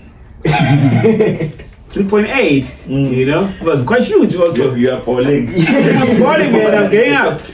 Wait, just to divert a bit, like, since you're getting this much money, like, how were you using it? Like, let's say, like, you're getting paid, right? And then transport costs around about 6 rand and all that. Like, on your personal capacity, were you just squatting the money, or were you at least doing something good? To be honest with you, I didn't know what to do with that money. First of all, I had money in my bank, which is I never even noticed that I have it. Is it? You know, the money was just coming in my bank.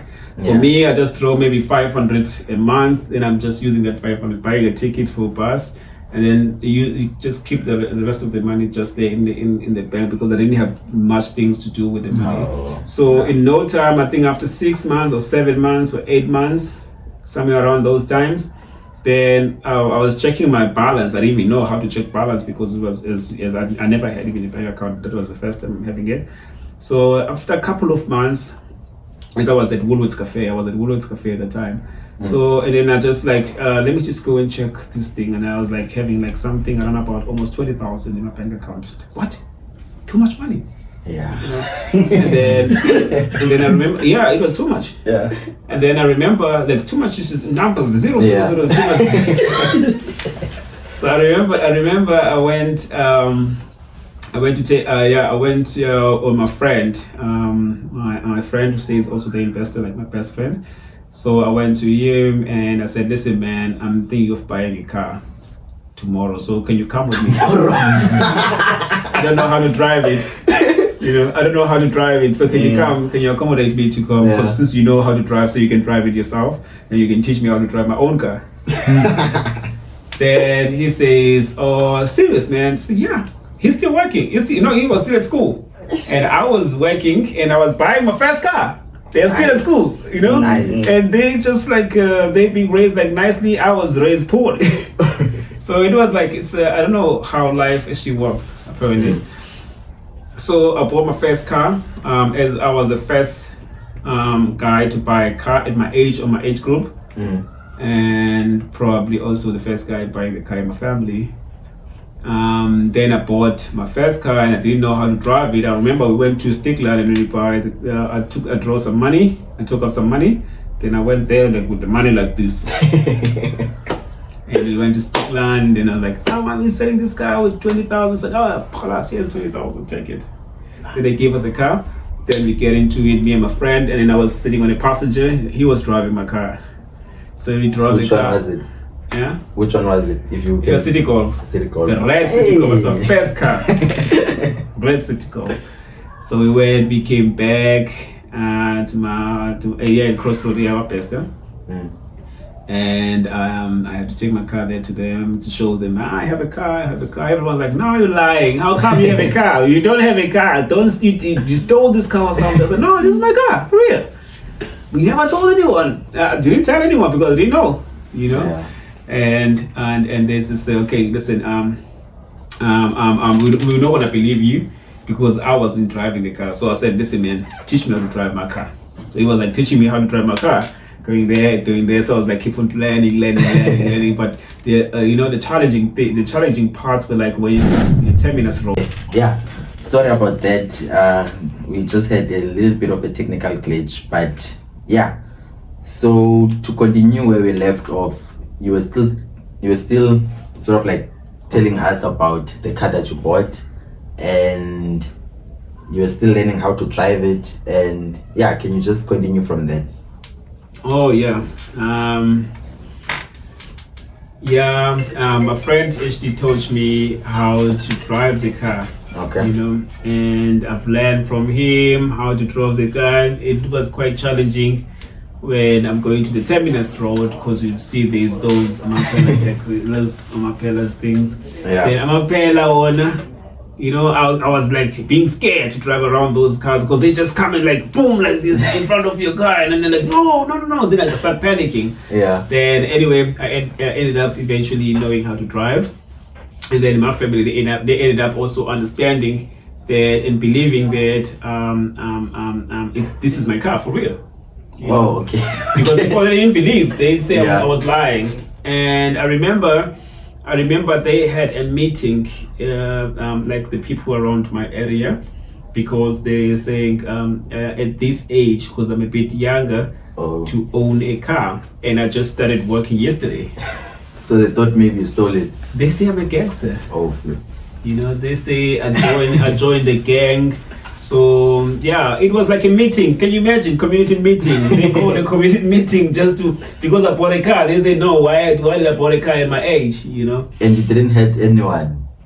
No, I didn't. Like you didn't hurt anyone there. No, I didn't. So the only reason for them to make the meeting was because you had a car. Yeah, they just focusing into my car instead of focusing to the crime that is happening around that area.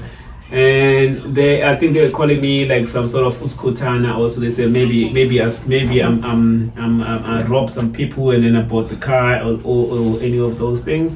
Yeah. My grandmother, she's the one who attended the meeting, and my grandmother told them that that's not true. Yeah, that's not true.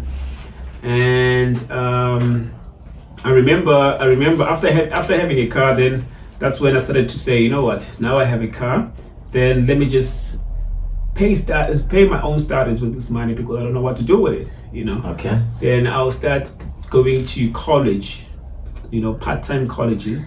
So my college was in town. So every time I have to drive from Century City, where I was working at Gulut's Cafe in Century City, drive to town to go to my school. And I actually spoke with Ishan, so at least he can try to make me to go to work early in the morning. So it is afternoon around about 2. Then I go to town, drive to town. And I studied there, my part-time. Then I leave from there, I don't know, about 2, 3, 4, 5, around 5, 6. I'm leaving back home. So every day it was like something that I was doing every day. What were you studying then? I was doing business management. And I was doing financial management. I was doing computer. Nice. And I was doing video editing. So I was doing I was doing all of those things from there. Then why those? Like, okay, you are in the coffee industry, right? Yes. Barista / then you decide you want to go back to school, Yes. right? And then you sneak in video editing. Yes. Right. So yeah, what was the reason behind that? I think it was something that God was just whispering in my ears.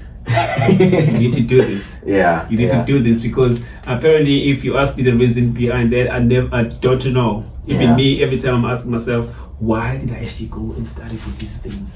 I'm asking that question, and I don't know why I bought it. I don't know why I went there. You know, but actually, for doing business management, it was all because I always wanted to be a businessman, like my father, right? And then financial management, they say it would help so that I will understand how to calculate the money. That's what they said there at the place. And then computer, because I was studying in a township school, so which is here we're only using a pen. So I needed to understand the computer thing, because I can see people that are typing, and then they are typing very fast. And for me, I don't know. And so video editing, it was also part of that typing thing. They say you need to edit if you want to put more subject into you or whatever, then you can just use it as well. Okay, I hear you. So then you were studying part-time, right? And you studied for how long? I actually studied for close to a year. It was like a short courses. It was short courses. So I studied close to a year for all of them. 1 year, I think it was 1 year full. And then the second year I dropped off. On the second year, because of my manager at the place, because Ishan has to go to Joburg to look on other branches that he was managing. And then he left this old white lady. She was there as our manager. And I remember telling this lady that I wanted to give me more time, because I'm writing exams at school. So I need to focus into exams. And she says to me, no. You need to choose between your job and your school. I ask her, like, if I was your kid, would you say that to me? And she said, you're not my kid. Tough question, tough answer. Yes, she said, you're not my kid. You know? And when she said, you're not my kid, then I was like, okay, cool. Listen, stuff your job. Take off the apron. I throw it over to her. It was very busy at that time. It was very busy at work. A very nice time to leave my job, to quit. You know, it was very busy, and I take my off because she thought maybe I'm gonna beg for my job, and then end up leaving the school and focusing into work. She was being tough, and I just take off my apron and I throw it over to her face, and I left. And she was, Vuyo, you can't do this to me. Vuyo, you can't do this. Now she started to understand, to understand what she's gonna go through, you know. And I left, and I remember sending Ishan a message. I went to the parking lot, then I take my car, then I drove to school to go and write my exams. I wrote exams. Then I left at work. It was cafe. I just told Ishan that I left your work because of this and this and this and this and this. He couldn't do anything because he's in Joburg now. He's in other branches. Yes, and I was that side. So I left, and then few months later, maybe 2 or 3 months later, no, 4 months later, I couldn't pay because I was not paying now for fees. There was no income. Yes, so I wasn't paying for the fees, and then they keep on sending me messages like, you need to pay. Then I couldn't pay. Then I had to leave my work. You know, I have to leave my school at the time. Sorry. So as I was leaving the school, as I left the school, and I went to try to find another job. So I found like a stupid job, and that job was paying me stupid money, which was enough. At least I can still continue paying this one. Was it 2,000? I think it was 2,000 a month. So I could at least pay more of the 2,000. So I went there. Then I told them, listen, can you just make my course to be a little bit more shorter. Yeah. I can double everything if they want me to. They can give me double job, whatever, like double the work. So they said, okay, cool. They will give it to me since I was supposed to be graduating at this time. Yeah. And this time it is like everyone's going to be graduating around this time. So I went there and I continued and I paid them the money. I paid them the money while I was working in that small kind of a job. Yeah. I didn't even put it in my mind. I didn't even remember the name of the company that I was working for, but I was just working just to finish up my my education. Yeah. And I did get that. And we finished at school, then I left at work. Okay. Yeah, then as soon as I finished at school, then I left at work, and thanks God I still have my car. I remember when I was going to graduation. They actually called us. They told us, they said you need to come to graduation. So everyone's gonna be there. There's gonna be food. There's gonna be cocktails for people who are drinking cocktails. So just come and bring your family. Everyone should come and bring their family. Then I was like, okay, cool. I'm gonna speak to my family to come over. I remember going to my aunt and my grandmother, asking them, can you guys come to my graduation days? I know I'm not staying there. Okay. But then they are still my parents. Yeah. Because my real parent, my mother is not there anymore. She passed already. Yeah. So I went to them and said, can you guys come to my graduation? And they agreed. They agreed to come to my graduation. Yeah. And I waited. I told them on Saturday I'm going to come and pick them up with my car and I'll take them there. They agreed. So on Saturday morning, I went there on Saturday morning to go and ask them to come with me on my graduation day. And I was super hurt when they say, no, we forgot about it. When they say no, we forgot about it. So I said, okay, now I'm telling you guys now, can you guys come with me now to my graduation? And they say, no, we have to pass this one, maybe next time. I'm like, there's no next time in the graduation.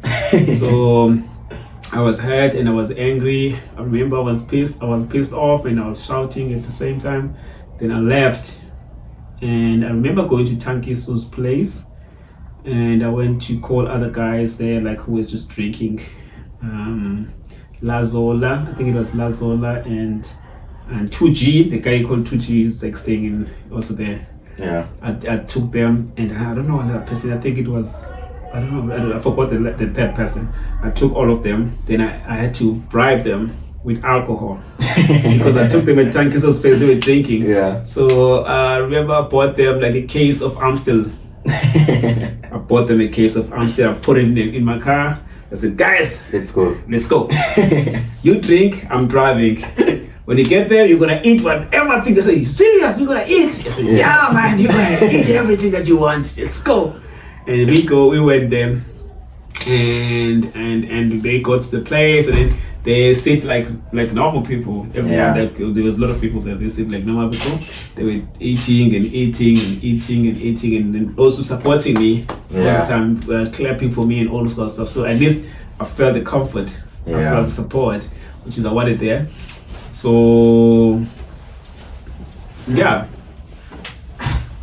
Speaking of graduation, I know it's something that's huge, right? And then some other people, they don't understand maybe how big of a thing is, right? Because you've worked so hard, right? And then now it's time for you to celebrate and then you get your certificate so that you can go and work, right? So on my side, I also didn't attend my graduation, right? But also it's not like I also wanted to because of my personality and whatever, right? And it was during COVID, right? So it was an online thing, right? Then what was this? I think it was during Sive's sit down, right? We had Usive, which is also one of my friends. We were sort of like speaking about his journey, and now he's in Australia, right? So we we didn't study the same thing, right? But with him, he's undergrad, right? So the whole family went, and then they sort of like enjoyed his graduation, right? So I was reflecting on my side that graduation, it's not only about yourself, right? So your family, like they also want to see someone from their family graduating, right? Of which on my side, I wouldn't say I was being selfish, right? But also I think COVID also did sort of like help me because I couldn't go because of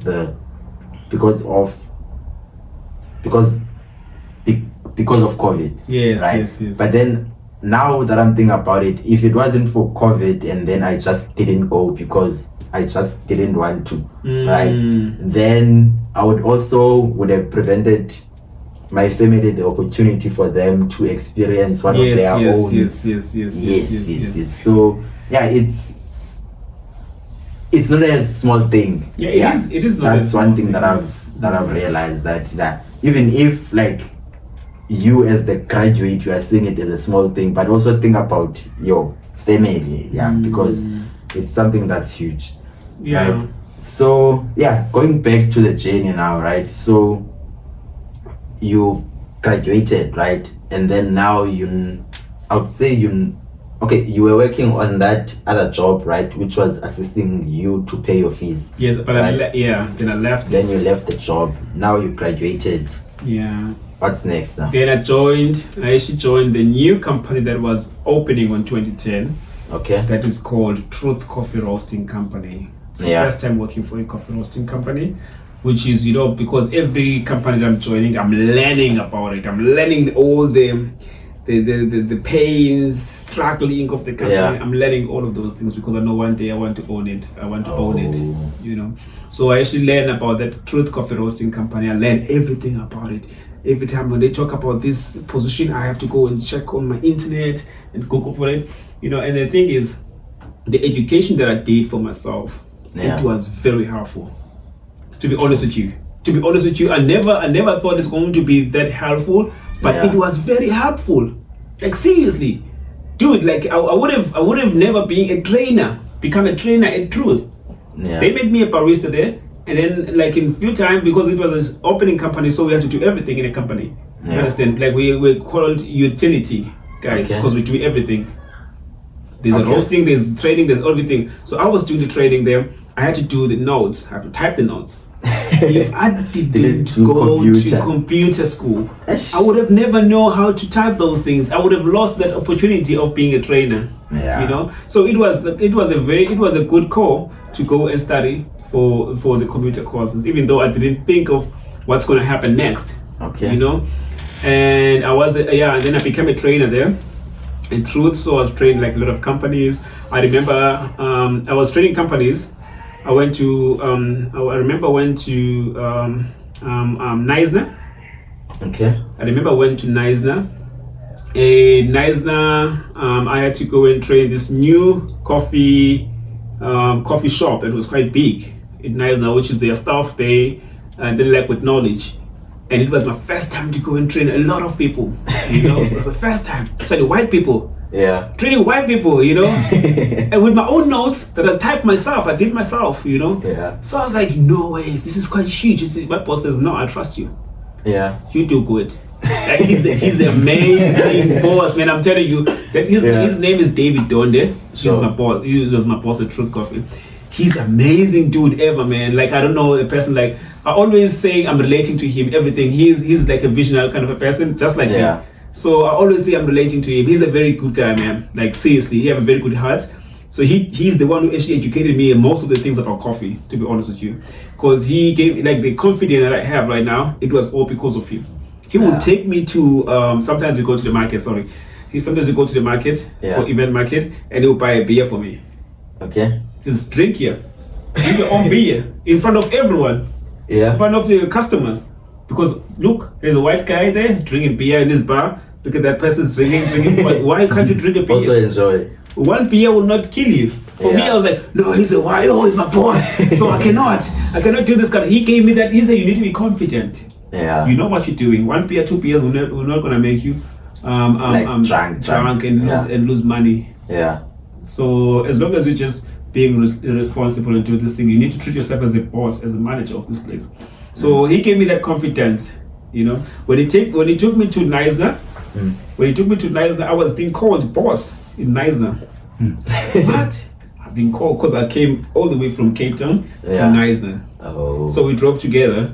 It was like we drove with a TT. I remember those times. It was like a new car. Okay. The TT, those like the small, you know, it was quite small, and he was driving very fast. I was like, I want to sleep because I can't handle his driving because it's very fast driving like this in the road, you know. So and he's enjoying it. So he dropped me there, and he came back to Cape Town because he have a business to run, but at least he have someone that is going to be that side that he trusts. So he just told me to keep on communicating with him every now and then, which is I did there.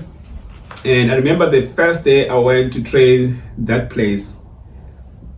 Sorry, there was like how many? There was like maybe 10 or 15 people in my class that you need to train. I need to train. Chef, managers, the owner. Yeah. Not the owner. The owner, I had to train the owners separately, but train the managers, the staff, man, the waiters. Too many people, they have to wait there waiting for me to come and train them. Yeah, and I don't have that much confidence to train these people.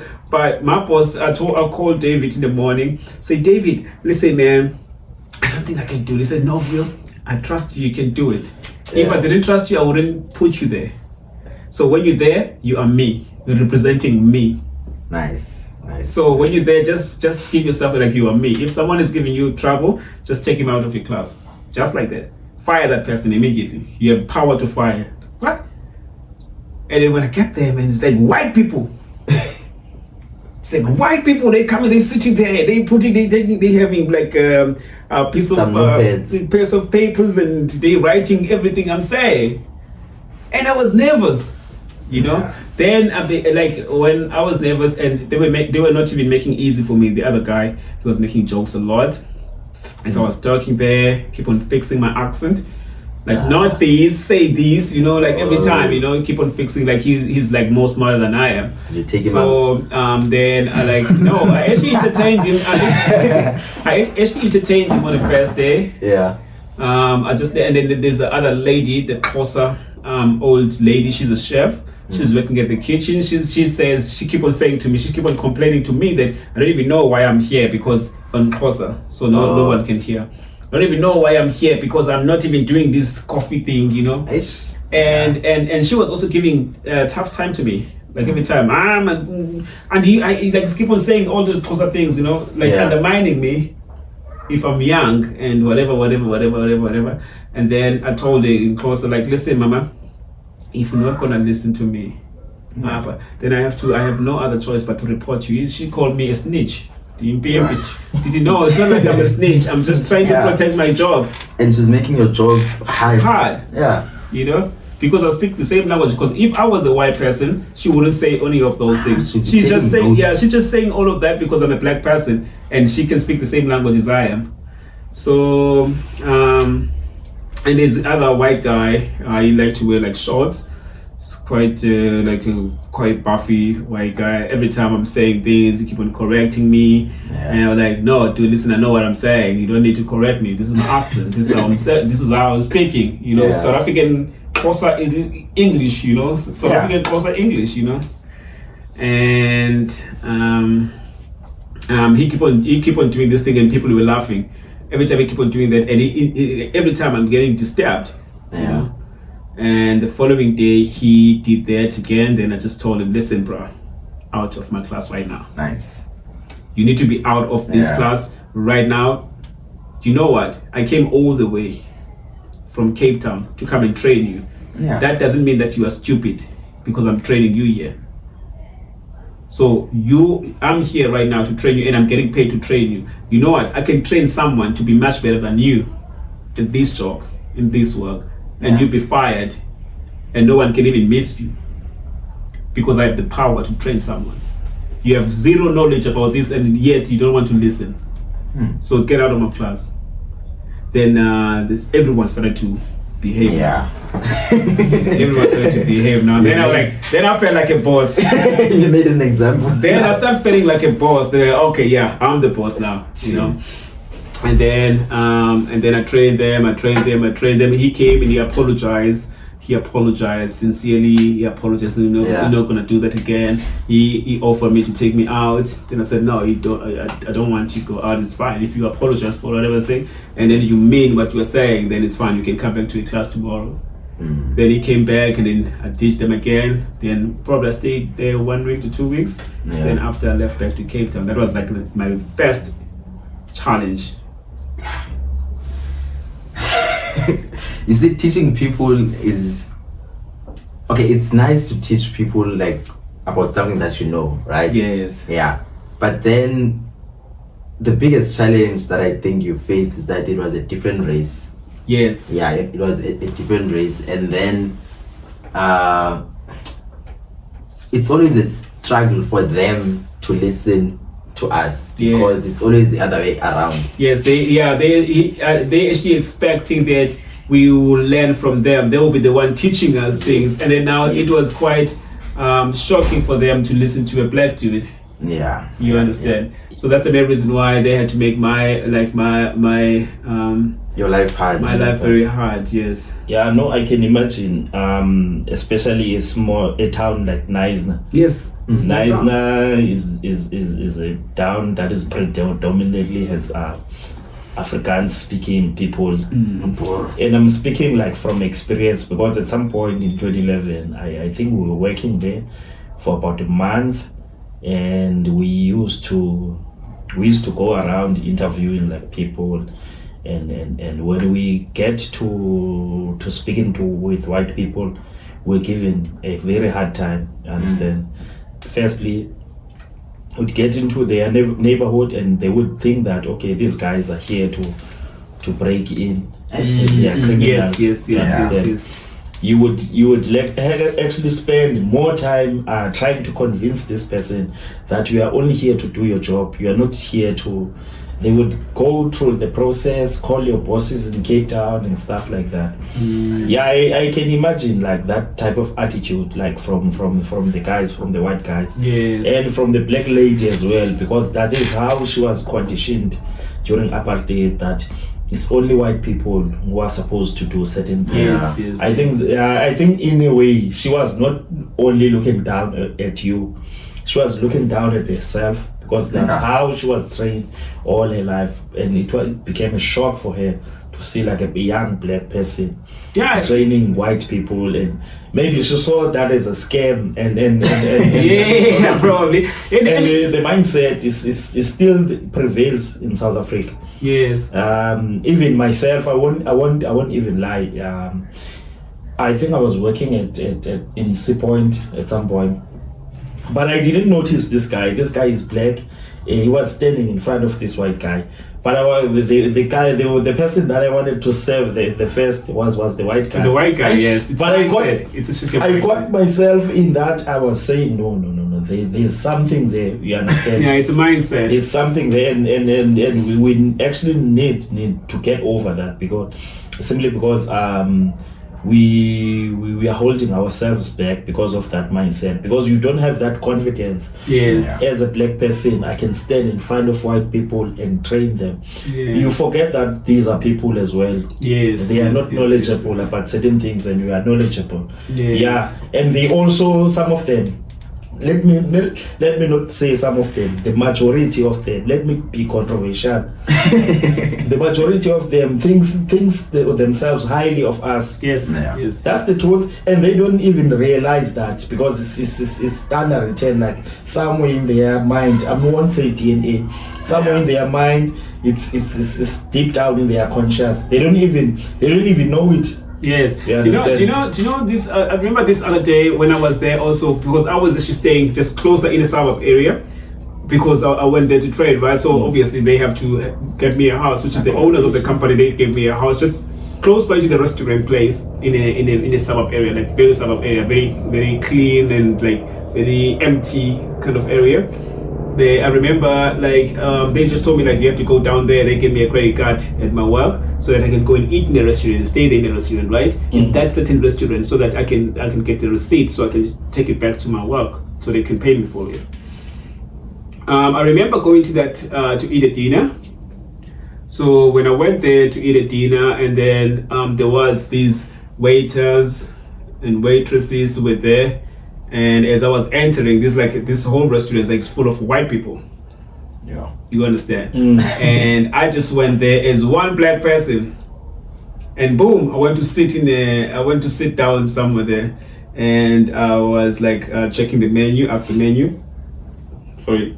So as I was checking the menu, the lady came and she asked me she gave me the menu, and then she was smiling, and they went there together. Then just to keep on pointing at me as if I did something wrong. And I felt bad because I felt bad about their mindset. I didn't feel bad about myself. I felt bad about their mindset, because they think because I'm black, I can't afford to stay in those kind of areas. I can't afford to pay for my bills in those areas because they're selling expensive stuff in them. And then she came and she was making jokes and asking me do you know how expensive this thing is? She's do you know how expensive this thing? This thing is so much expensive. So I asked her did you say the same thing to that other white person that is there? Did you tell them the same thing? Do they know how expensive this thing is? I said no, I didn't. I said, why are you asking me that? Why are you asking me that? Do I know how expensive this thing? Well, you didn't go and ask that white person there.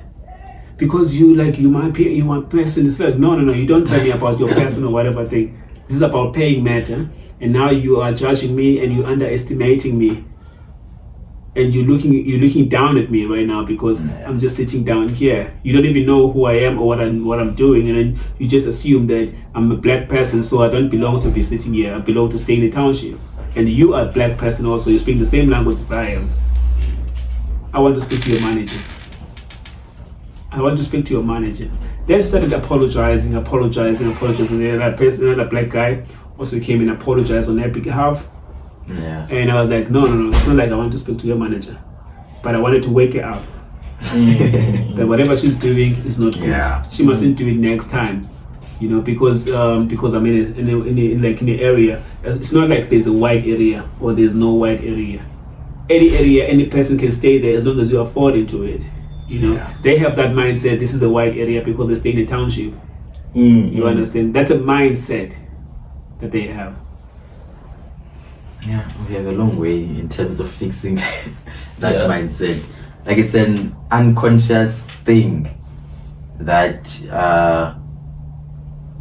we are always that white people are always superior than us. And it takes someone to be sort of deliberate to know that no, that's not the case. And then in whatever circle that I move into, I need to know that okay, we are all equals. Yes. Yeah, we are all equals. But then if someone doesn't do that deliberately, then conversations like the lady that you were talking to, the waiter, they cannot be avoided because people are just living in, I think it's a simulation that okay, as black people we are always under the yes. But that's the other thing. Of course, after I worked at Truth, I had to sell my own car because I was seeing a lot of opportunity because Truth actually gave me a lot of experience because I also became a consultant, which I didn't even know that I'm a consultant at the time. I know that I was a trainer, but I didn't understand that I'm a consultant as well because I actually noticed that I'm a consultant when I've seen places like Table Mountain because I was they were one of our biggest clients. Table Mountain, they were having more than 1,000 people coming at once on top of the mountain, which is they have a restaurant there that have coffee beans. Also, they were using our coffee beans, which is I had to train them myself. And then when the owner of Table Mountain was asking me that, hey Vuyo, listen, just tell us what we can do because we have a lot of people coming here at once and we don't know how to handle them. We always have complaints. Every time we started this restaurant here on top, we always have complaints about the service that we have. Every time they're waiting here and it's cold on top of the mountain in the morning and they don't have a system how they should work in there. They have 2 espresso machines, 2 machines. Yeah. But everyone there is working on that machine. The waitresses, baristas, everyone is working on the same machine. Yeah. You know? Even the cleaners are also helping and working in the machine. So they don't have a system there. So when they were asking me that, it was like they were asking me to be a consultant. And I didn't know that this is like a consulting work that I'm doing. And I remember I checked them. I went there and I just said, listen, just give me time to just observe when there's too many people in here, just to sit down and just check. Yeah. I said, okay, this day there's a lot of bookings, so people, they're going to come in numbers on this certain day, and the weather was going to be okay. Then you can come over and sit there just to watch. I went there and I was like, no, because I already know how everything works in that field. And it was like, no. They cannot work like this. Yeah. They cannot. You know, because like everyone just come and work in the machine. There's a lot of Chinese there. And Chinese, they like to come and do the tour, right, in Tail Mountain, because they are like tourists. So they come there, they making like the tea. You see the teapot. Yeah. They put it in a coffee machine, the boiler of the coffee machine, and press the water there. Yeah. That water, if that water is coming out and there's hot water coming out there, that means the boiler is gonna be cold because it releases out that hot water. Yeah. And then it sucks the cold water to mix in that cold water, that hot water inside the boiler, that boiler machine. Yeah. Inside the coffee machine. So it would need time to reheat. To reheat again, and 2 of these machines, so they have to wait. Like the customers, they have to wait. They will ask for hot chocolate. The Indians will ask hot chocolate, and then the Chinese will ask tea, and then other people like the British and Americans and whatever, and other countries also, they will ask for cappuccinos and lattes and all those kind of stuff. You understand? Yeah. So you have to understand all of this, what they want, and how many people are for tea, how many people for hot chocolate, and all those kind of stuff. So when I went there, I said to the owner, okay, I've seen everything that is happening here. Everything is being wrong. Yeah. So I'll take the manager of the place. I'll put the manager next to the owner. So everything that you guys are doing, it's wrong. Yeah, the system. The system is mess. Yeah. The system is mess. This is what you guys should do. You buy the machine for hot chocolate. Okay. That's gonna be heating itself with hot chocolate. You mix the hot chocolate on the side. You mix it prepared, ready. Yeah. With 20 liters or 25 liters, like that big liter right there. Yeah. Use that thing because you're using more of that thing. Even if you don't use it today, you can still use it tomorrow or day after tomorrow. You understand? And then put that end that is there on the wall with hot water on it. Only that thing. This is only for tea. Yeah. This is for hot chocolate. This machine only for cappuccinos. And the only people that are going to be working on this machine are the guys that are trained. Yeah. To be baristas. So those guys are only focused into the machine only. Yeah. You understand? So I did that. I trained them, and I trained the baristas. I make sure they're working there. I told the waiters, listen, when there's a customer there, don't come and ask for this to the barista because there's going to be a lot of line. And every time there's a line, man. Yeah. There's a line. So I told them, don't come in the baristas. Come if there's a tea order, come straight here, put the tea, throw on for water, then put and give it to them. There's a hot chocolate order. Look at the receipt and see hot chocolate. Come straight here. Pour the hot chocolate and serve it to your customer so you can get tips. Because that's why if you give them a quick service, they're gonna give you a tip first. Then let the barista to focus into coffees, espressos, cappuccinos, lattes, americanos, anything with coffee. Let the baristas focus on that. You understand? They did that. My man, the owner came. I remember that day. The owner came and he was like, "Oh, Vuyo, thank you very much. I don't know how to thank you. I can't thank you enough because you know how my work now. Everything is smooth. Running smooth, yeah. Everything is running smooth in my work. Can I pay you extra money?" He asked me there, "Can I pay you extra money?" For me, I would say yes, pay you money. But I know my boss was proud. Yeah. So my boss was very proud, and so he says now, just tell him we're not to give you money because this is part of your job, So I was like, okay, they said, but I need that money. So that was like my biggest, one of my biggest consultancy that I was doing from that side, and I was doing a lot of quality control every week, which is I never even knew that's a quality control that I'm doing every week, to go and double check them how they're working, all this kind of stuff. I didn't know. I thought it's part of the training, but it wasn't. It was a quality control, so which is a lot of experience. I actually find it from Truth Coffee. A lot of experience. I got it from Truth Coffee, and then that's when I just decided. I decided to leave the company because I had some people who wanted to give me booth, like a space to just put my coffee stall and just selling coffee. So you went on to become sort of like independent now. I just started working for myself because I've seen how this guy, the previous guy who used to be on that market, how much he used to make, and then he was leaving, so he was giving me the space to come and put my own stand in there and make that money myself. They were like, oh cool, because I know the guy make like about 6,000, 7,000 a day. Then I was like, okay cool, you know what, I'm taking this thing.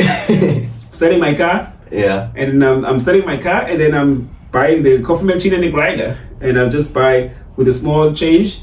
Then I'll just buy the coffee beans and carbs, and that's it.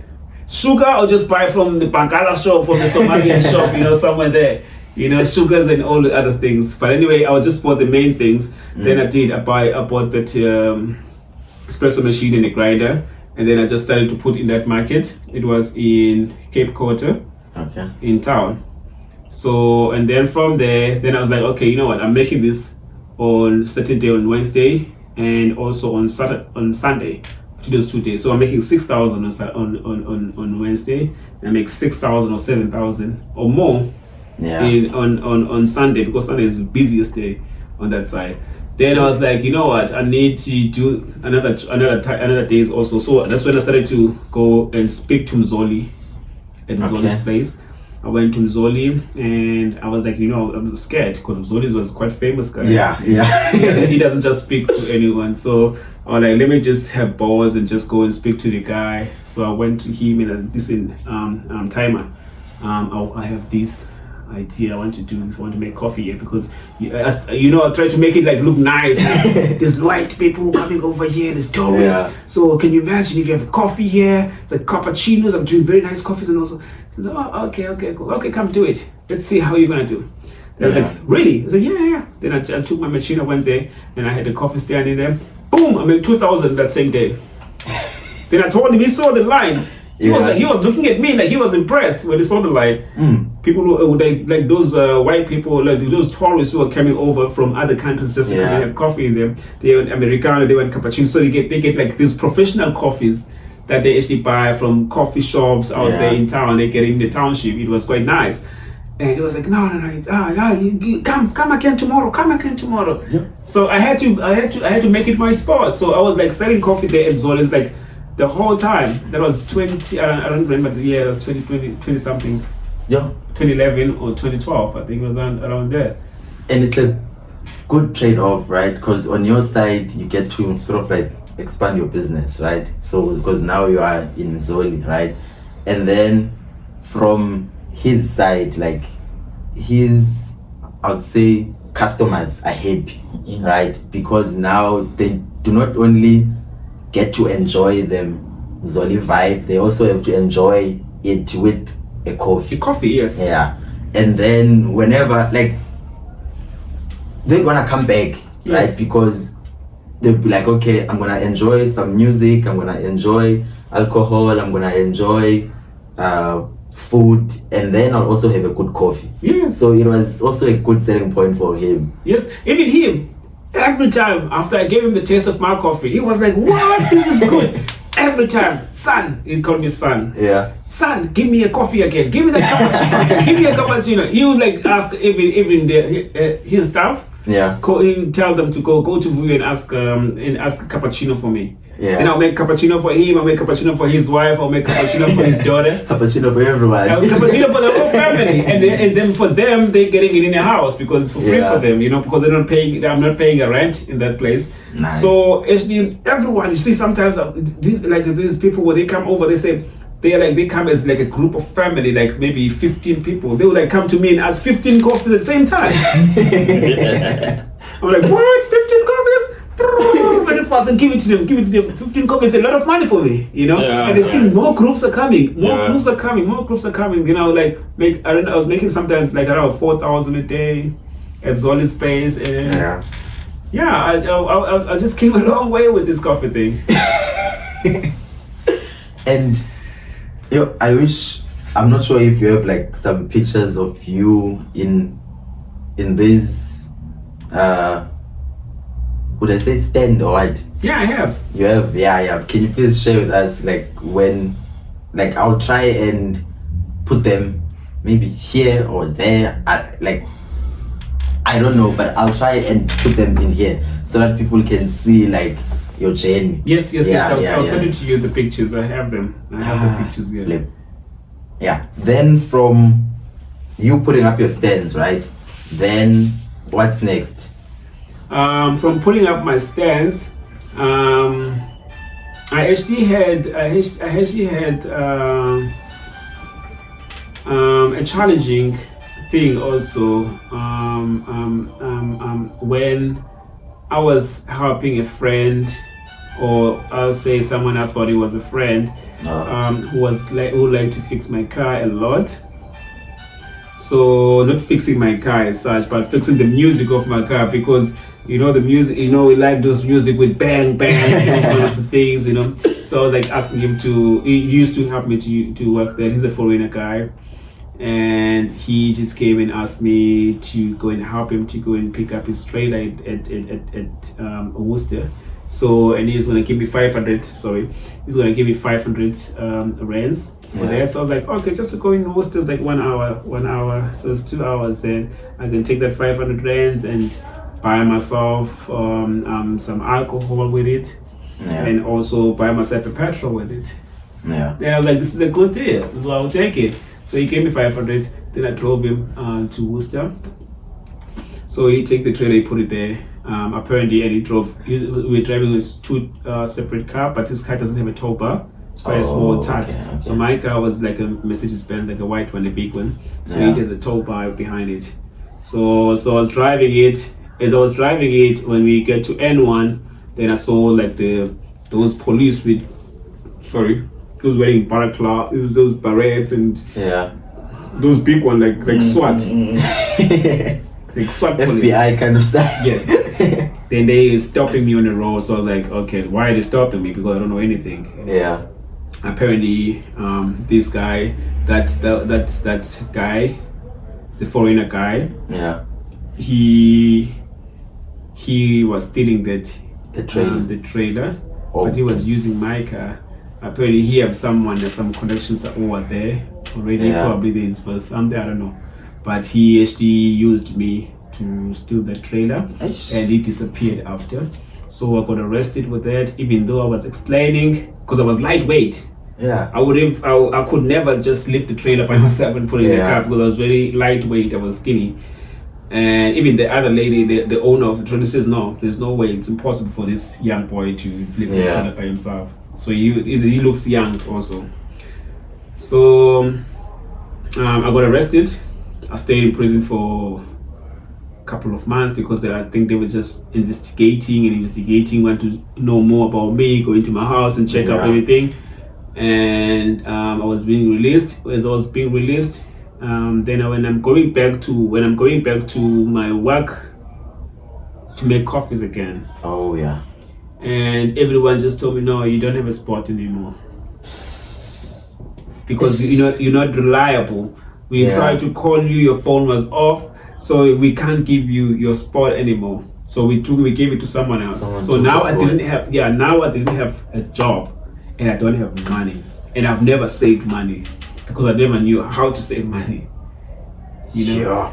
And then that's when I was embarrassed to go and look for a job, because I knew that the job's gonna pay me very less money. So I said, it's better I make that small money elsewhere or work in a different country. So that's when I started to use my mobile phone that I had, and use the 30 minutes that you actually get from Ikeja. We were getting 30 minutes in Ikeja at the time. So use that 30 minutes of a gadget, knowing that I have my CV on my email. Yeah. So thanks God to the fact that I actually learn about computer thing and all these things. Yeah. So I actually advertise my CV to different random coffee shops around the world. Around the world. Some I didn't even know that. I just say outside South Africa. Then I find maybe I send CV to like maybe five countries. Not from SA. No. Send my CV. Oh, 5 countries. I thought you were saying 5 coffee shops. 5 coffee shops outside South Africa. Different countries. So I've sent to one, I've sent to another one. I'm sending the same thing, same CV, and same words that I'm sending, copy and paste to all of them. And then, but like, why another country now? Because I was embarrassed to go and look for a job here in South Africa. People, they were laughing at me. I used to make more than 6,000 a day. Then now I'm gonna make 6,000 a month. Yeah. You understand? so I was saying it's better I make that 6,000 elsewhere than making that 6,000 here. Okay. Because people don't want to be laughing at me. Then I was surprised when I got a phone call on the second day. Someone is calling me with this number, like so many numbers in here. I'm like, what? So many numbers? Who's calling me with these numbers? Yeah. Then I've answered it, and this lady, she says she went to, am I Vuyo? I said yes. She asked, am I a barista? Do I know how to make coffees? I'm the one who make the coffee with those pictures, because I can make pictures in the coffee. I can make any art. I can make your face. I can make a dog's face. I can make animal's face in the coffee. So that artist that I wanted to be an artist, right? Yeah. Then I incorporated it. Put it in coffee. Put it in the coffee. Yes. So people, they were like so amazed. Mostly people in the Arabic countries, so amazed, because at that time there was no art. Okay. There's only that small like rosetta or a hat. Oh, a hat. Yeah, that's the only art that you will see in the coffee. So I was just giving them the art that I was doing, which is David Donny is the one who teach me how to do it from Truth Coffee. Then they were like amazed with it. So they're like, we're gonna make you everything. We're gonna make you visa right now. So I got a job in America. I got a job in UK. In London. I got a job in Abu Dhabi. I got a job in Oman. You know, at the same time they answered me on the emails, but these ones in Abu Dhabi, they were super serious, so they wanted me like now. They asked me about passport, like, do you have a passport? So I'm like, what do you mean passport? Like, I don't even know what is a passport. I don't even know what is a passport. And they were like, do you have a passport? I'm like, no. What is that? It's a new version of Compass. This is like a ID. Like, no. Like ID, I have ID. Yeah. It's okay. I have an ID. He said, no, it's not an ID. It's a passport. You know. So I was like, okay, cool. I don't have a passport. And they said, no, we're gonna help you to make a passport. Or we're gonna take you to Home Affairs. You need to go to Home Affairs and so we have agents in South Africa. So just go and meet up with them in Sea Point and call them. This is the number, and then they're gonna help you with everything that you need. And then also they're gonna help you also to do a medical, because also you need the medicals in order for you to come over there. So also you have to go and do medicals. Then at any point you thought maybe it's a scam, like it didn't even come. I didn't care, because I have nothing to lose. Yeah. You know, when you have nothing to lose. Yeah. I have nothing to lose. You just go all out. If they're gonna kill me there, they're gonna kill me here in South Africa also. I'm staying in a township, I can die anytime. Yeah. That's the thing. That's the life that you're living in. You know that when you go in there to the shop, you know, they might find some people shooting each other, they shoot you. Or someone want to rob you, they shoot you. So you're in danger anyway. So why don't you take this opportunity to go and try something? You know? So I was like, either way, I'm okay with it, I'm taking it. So then they made a passport for me, which is the first time I saw a passport. And I went to do a medical. That's another thing. When I went to do a medical there, that lady, she's a British South African. Okay. The lady who was doing this, the agent lady, but it's a company, so it's like quite a big company. But the agent, she told me that you might come back there on a medical with positive results. HIV positive results. And when you have HIV positive results, you cannot travel outside South Africa. You cannot leave the country if you are HIV positive. Yeah. So she said you might come back with that results there. Yeah. But then go and do it. Okay. The medicals like 2.8 at the time. Yeah. 2,800, which they didn't have, they paid for it themselves. The company that was hiring me, they paid for that. So I went to do the medical in there, and it's like a white hospital, and you have to do it there, the traveling documents. And not anywhere else. Not anywhere else. Yeah. In town. It's in town. Upper in Long Street. I don't know, upper side in Long Street. You see that market road. You go up until up into the top. Then there's a hospital somewhere there. Yes. I went there and I did the medical in there. And to my surprise, also the results came back saying HIV reacted. Is it? I'm HIV positive, but it was written there. I thought I was gonna keep that thing for a very long time. Yeah. But I didn't. I lost it in Bahrain. The whole thing, I lost it in Bahrain. It came to me saying I'm HIV positive. So I took that thing. I was so depressed, thinking, which girl did I get this thing from? Hey, my goodness. I was so frustrated. I promise you, I was very frustrated, thinking, which one? Yeah. Hey, my goodness. Then I came back. I was like, should I just take off this paper and give this lady this thing, like this one paper that says I'm HIV positive? Yeah. I said, no, let me just give it to her the way it is. If this is not my job, it's not my job. I gave it to her. I came and I gave it to her, that whole paper, and then she just took the paper to say, I knew it. Every black person that we're taking there to those guys there came back positive. But every white person that we take them there as agencies come back negative. They don't want black people to go outside, basically. They don't want us to be open-minded. So I came back positive, but I'm negative. That's scary. You understand? So she says I understand. Listen, this is what's gonna happen. You're gonna go that side. Yeah. No, she said first I should go and just do that HIV thing, the test, the whatever thing. So I went to do that small test. It was negative, you know. And she said she record that into those documents. Yeah. And then I traveled to Bahrain. To Abu Dhabi. I traveled to Abu Dhabi, and then when I get to Abu Dhabi, the first thing that you have to do, you have to do another medical when you get there. You can't work. You cannot work. That medical is only for you to travel. Yeah. When you're there to stay, you have to do medical before you do anything else. So when I get there, I have to do another medical in order for me to get the ID. You cannot get the ID that side without doing medical. They did their own medical. I was frustrated, thinking, what if that's true? What if that's true? and people there, they were telling me there at the place, like, listen, if you are HIV positive, my man, they're gonna take you back immediately. They're not gonna take you to the house. They're gonna throw you back there in your country immediately. So I was frustrated. I went there. I did my medicals. They do like proper medicals there. They will test you. They have like one of the expensive whatever system.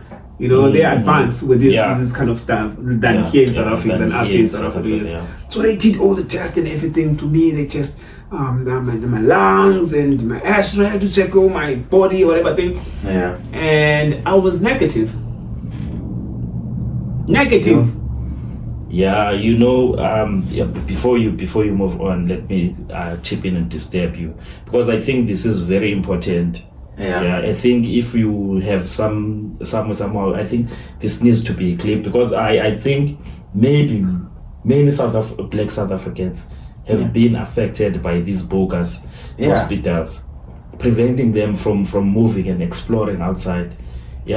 Opportunities are being gate-kept. Like you mentioned, that there's a group that has mostly white people and only a few black people. Very few black people. So they are not sharing knowledge that they are traveling outside to Arabic countries and making money there, and they are preventing black people from moving that side, because they are afraid of how this will affect the relations, because now they are superior in terms of opportunities, in terms of the monies that they have. Now they are afraid that once we start exploring that, we might be closing in the gap. They categorize us.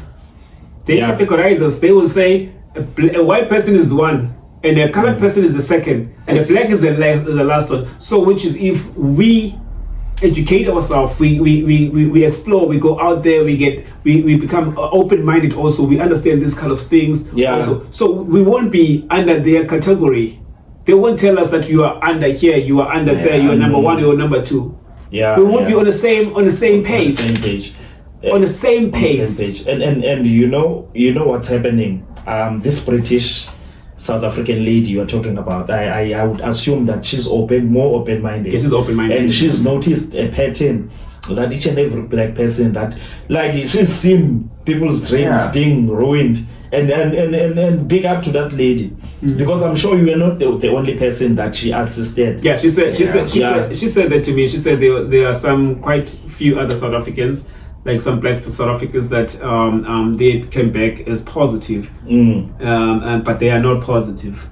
It's just them. They don't want them to leave, because they ask them first. That's a question that they ask. Who are you going? Are you going outside? What are you going to do there? Then after, because even me, they asked me, what am I going to do that side? And after that, they told me after 3 days I should come and get my results. When I came to get my results in Seapoint, I still have a picture of that also. The day that I came to receive my results, that came and say I'm positive, which is they are lying, because I stayed over 10 years around that country, around Arabic countries. In there, every country I'm traveling to, they have to test me. In Dubai, they have to test me, because in order for them to give me an ID, they have to test you. So if I had a HIV positive, all of this they would find that HIV positive, my man, because I'm not doing any treatment, right? If they say it's hidden or something, even now, I go to a hospital. Now I can show you. I have. I've seen. I think you've seen. I don't know if you've seen my results that I did, because I was gonna go to outside the country like a month ago. I did the medicals also, and it came the same thing as still negative after how many years? After like 11 years, still I'm still negative even today. Only that place came and say I was positive, because I was about to travel outside. It would be nice if you knew the name of the place, so that I know the place name. It's somewhere in Cape Town. And they are doing these types of things, and they need to be exposed. Because I would assume that many black people have been prevented from living their dreams simply because there's a racist there. There's a racist, and it's not just racism, it's evil, if you think about it. Because you are going to think that you are HIV positive, and you might commit suicide. I almost did. You might think this is the end of the world. You might commit suicide, because remember at that time there was a lot of stigma around HIV. If you are HIV, you are going to die. We weren't educated enough. Imagine now someone lies to you and says you are HIV because positive, they're preventing me from because they are preventing you from traveling. They're preventing me from learning new things, which is the things that I have right now. The experience that I have right now, they are preventing me from having it. I'm more open-minded right now. I was even hiring white people that side to work for me. You understand the kind of mindset that we have, as the power that we have as black people also. If we stick to something and we commit ourselves into something, I hired white people that side. White South Africans, I hired them to work for me as a black South African person. And they will tell me that if their parents will know that they are working for a black South African, they will dismiss them, they will hate them for that. I said, listen, if you want to leave my company right now and work for another white person, you go ahead right now and see the kind of treatment that I'm giving you right now here, and whatever thing I'm giving you, they will give it to the other places else. They end up staying there because they said that my other guy, the other guy who was working for me, says his father says if he had to date a black lady, he rather date a gay white man. He will accept him to date a gay man than dating a black lady. You understand? That means the father will never accept a black woman in his house. And that is what we call systematic racism. They're not open. They're not out there. They're using their systems like hospitals. They're using like preventing you from getting opportunities, preventing you from getting high-paying jobs, preventing you from getting loans at banks. It's happening all over. It's happening in every department. And now that you are mentioning it in a working perspective, I'm sure many people have been affected by this, but they have not spoken about this. And I would wish this to be viral, to be out there, so that people know and understand. And with these social medias, especially YouTube, Facebook and your TikTok, they censor such things because they don't want the truth to be exposed. But what can we do? The only thing we can do is to try and expose this thing. Yes. Because if you are mentioning, this is news to me. Yes. Because I've never traveled outside the country. Yes. You understand? Yes. If I wanted to travel outside the country, I go to that hospital, I come back positive for some reason. Because some people... You're going to be depressed. Yeah, maybe they are given a mandate that just make sure that out of every 100 black people that come here, only 2 must come. But the funny thing, that guy, the guy who was doing test on me, he was very friendly and very chill. He was an old white man, big white Buddha man. Yeah. He was very chill and very friendly, and he would talk to me very nicely. And he did also put that thing for TB thing. He put that thing for TB. Say after 2 days, when you're coming back after 3 days, this TB, if it reacts as like this, then you're gonna know that that thing. It was just shallow. Nothing showed up in there.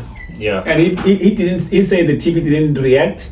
But only HIV reacted in my system. You know, now that you've mentioned it, I think we are digressing. But this was a very important point. It's a serious conversation. Because now it's a conversation on its own, just outside of your story.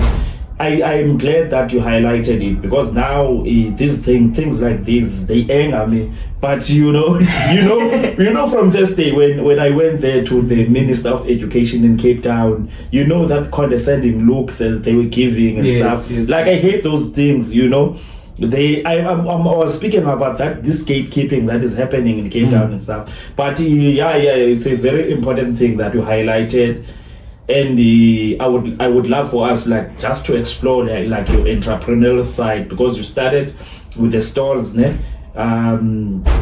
That is where you got your baptism of fire, entrepreneurship, and you also had training as well. But your only problem now was money management, managing money. Yes. For example, you are making 6,000 rands a day. You are probably spending 6,000 rand a day. People are stealing money. You are not keeping track of your money. I'm making another. All you are concerned about is how you are living. We are basically living from hand to mouth. Yes. Yeah. But imagine if you had a money mindset where you knew where to buy stocks. Money, maybe you buy stocks. You don't keep cash. You keep your money in stocks. Yeah. You buy Bitcoin. You trade if you are trading. You understand? You invest into property. Imagine that if you had that type of mindset. But then that is another thing we need to tap into, because a lot of black entrepreneurs, I'd like to believe that a lot of them, especially these that are running your informal businesses, they are making a lot of money, but it's hand to mouth. If I have a lot of money, I spend a lot of money. That's the mentality. But if you can please take us through that mindset of how, what does it look like? You make 6,000 rand a day. What's the first thing that comes to your mind? You are clocking off at work, you are packing your store. What do you do with that money? The first thing that I actually do with that money, I pay the person that is helping me, my helper, enough cash. Probably if I say to him, I'm going to pay you 400 a day, then I'm giving that person 400 for that specific day. And I'll be maybe sometimes it's me and him, or when I have different events, it's 2 other people that I have to put there, then probably I'll say I'll give you 300 a day. So you guys handle this thing here, make my money here, I calculate my carbs, knowing that this is the amount of money. If they finish all my carbs, this is the amount of money I'm waiting for, I'm expecting from these people. So they will just sit there and make the thing. When I come back and I calculate the thing and take my money. So probably sometimes I'm making 6,000 there, and I make 6,000 this side, so I make 12,000 a day. So and then that 12,000, what I do, I just pay the staff first, which is like less than 2,000 when I'm paying them, and then probably I have like about 10,000 something, and then that 10,000 something that I have. The first thing that comes to me is a Johnny Walker Black Label, 1 liter, 1 liter Johnny Walker Black Label, and put in my car, and have like my 2 or 3 friends in there. We go to in Kukuletu to celebrate my money till it's finished. Wow. Every day I'll be going from what Ace. I was quite popular. I was quite popular. I'll go from every week. Every day of the week I have to go to all of these places. I'll go to what Ace on Monday because the fish fry. I follow all these trends, Tuesday I have to go to Tuesday brush whatever thing. Go Soli in Kailicha. I have to go. You're living the lifestyle basically. No. I was living a fake lifestyle because I was not saving. I was stupid. I was young, I would have done better. I would have done better. I would have saved that money, and that money would have grown and make something good. You understand? So, but I didn't do that. I was just dishing the money out. That's why I always stress that in high school, maybe like financial education needs to be sneaked in somewhere somehow, because that's how you learn how to manage your money. That's where you learn how to save, how to invest, and also just anything that goes with how to manage your money basically. So if we can, I don't know, man, like the school curriculum needs to find ways to sneak in personal finances into the curriculum. Because it's gonna help quite a lot, because people do start businesses but they're living from hand to mouth. They're living from hand to mouth. But that is also part of education that we don't get. We don't get that kind of education. The education that we normally get is the education for business.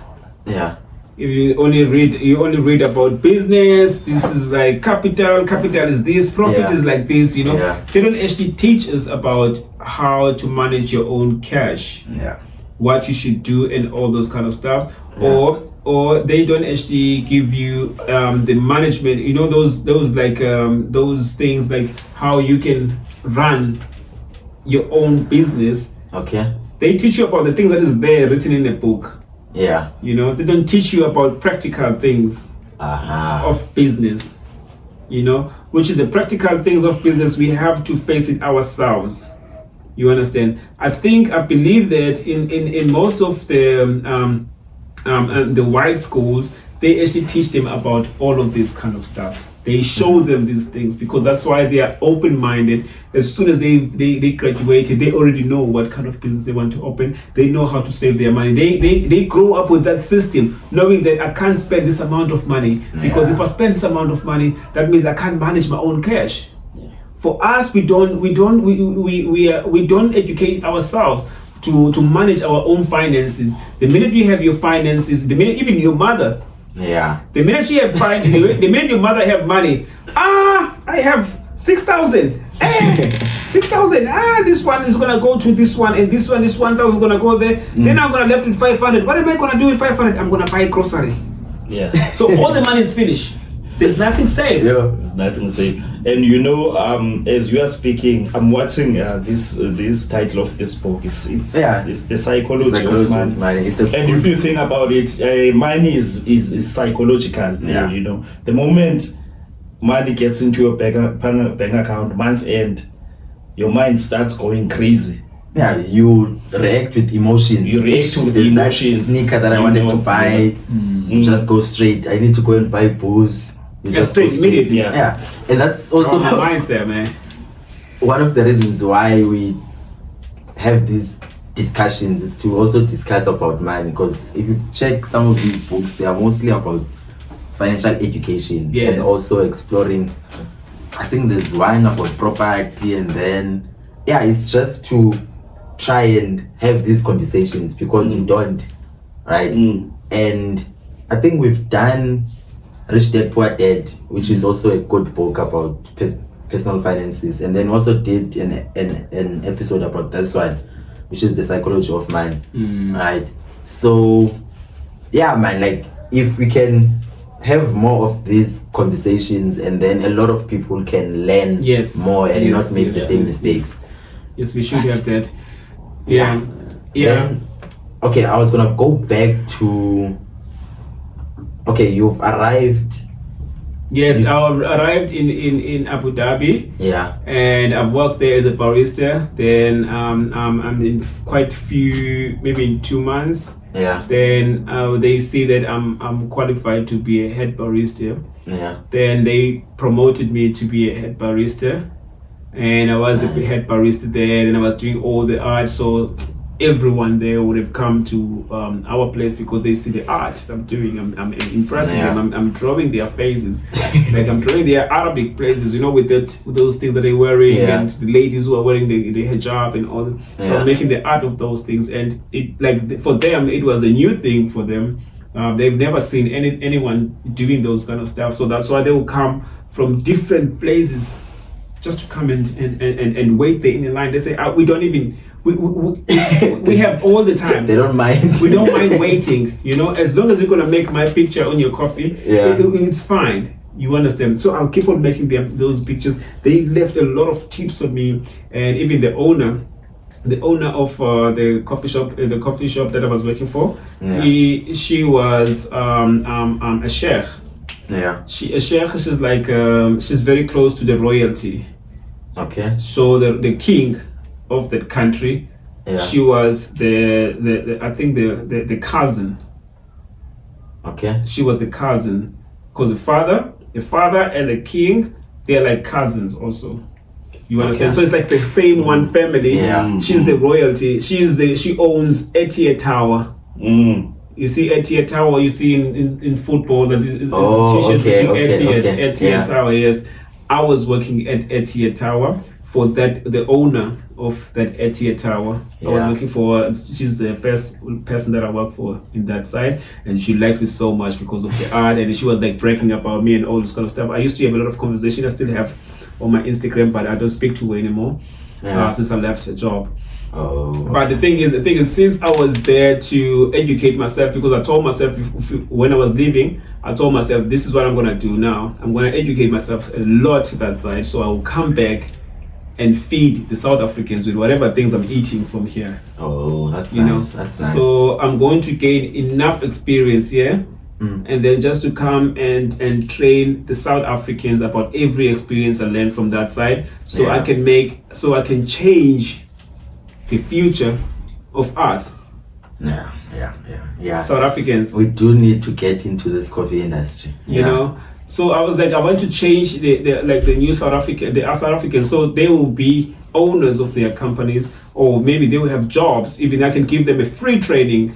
This is what I want to do: a free training, full training, and then they can pay me later when I find them jobs. Then after I get them jobs, then I can get my money. So in order for you to accomplish that, what do you need? Obviously, firstly, it's finance. Yeah. But then, obviously, here in South Africa, it's something that is very tough for you to get up until you have connections. You have to sign a lot of papers, and sometimes you have to sell your ideas, because they will ask you what's your ideas or everything, and then sometimes they will reject you, and then you see someone else is doing your ideas.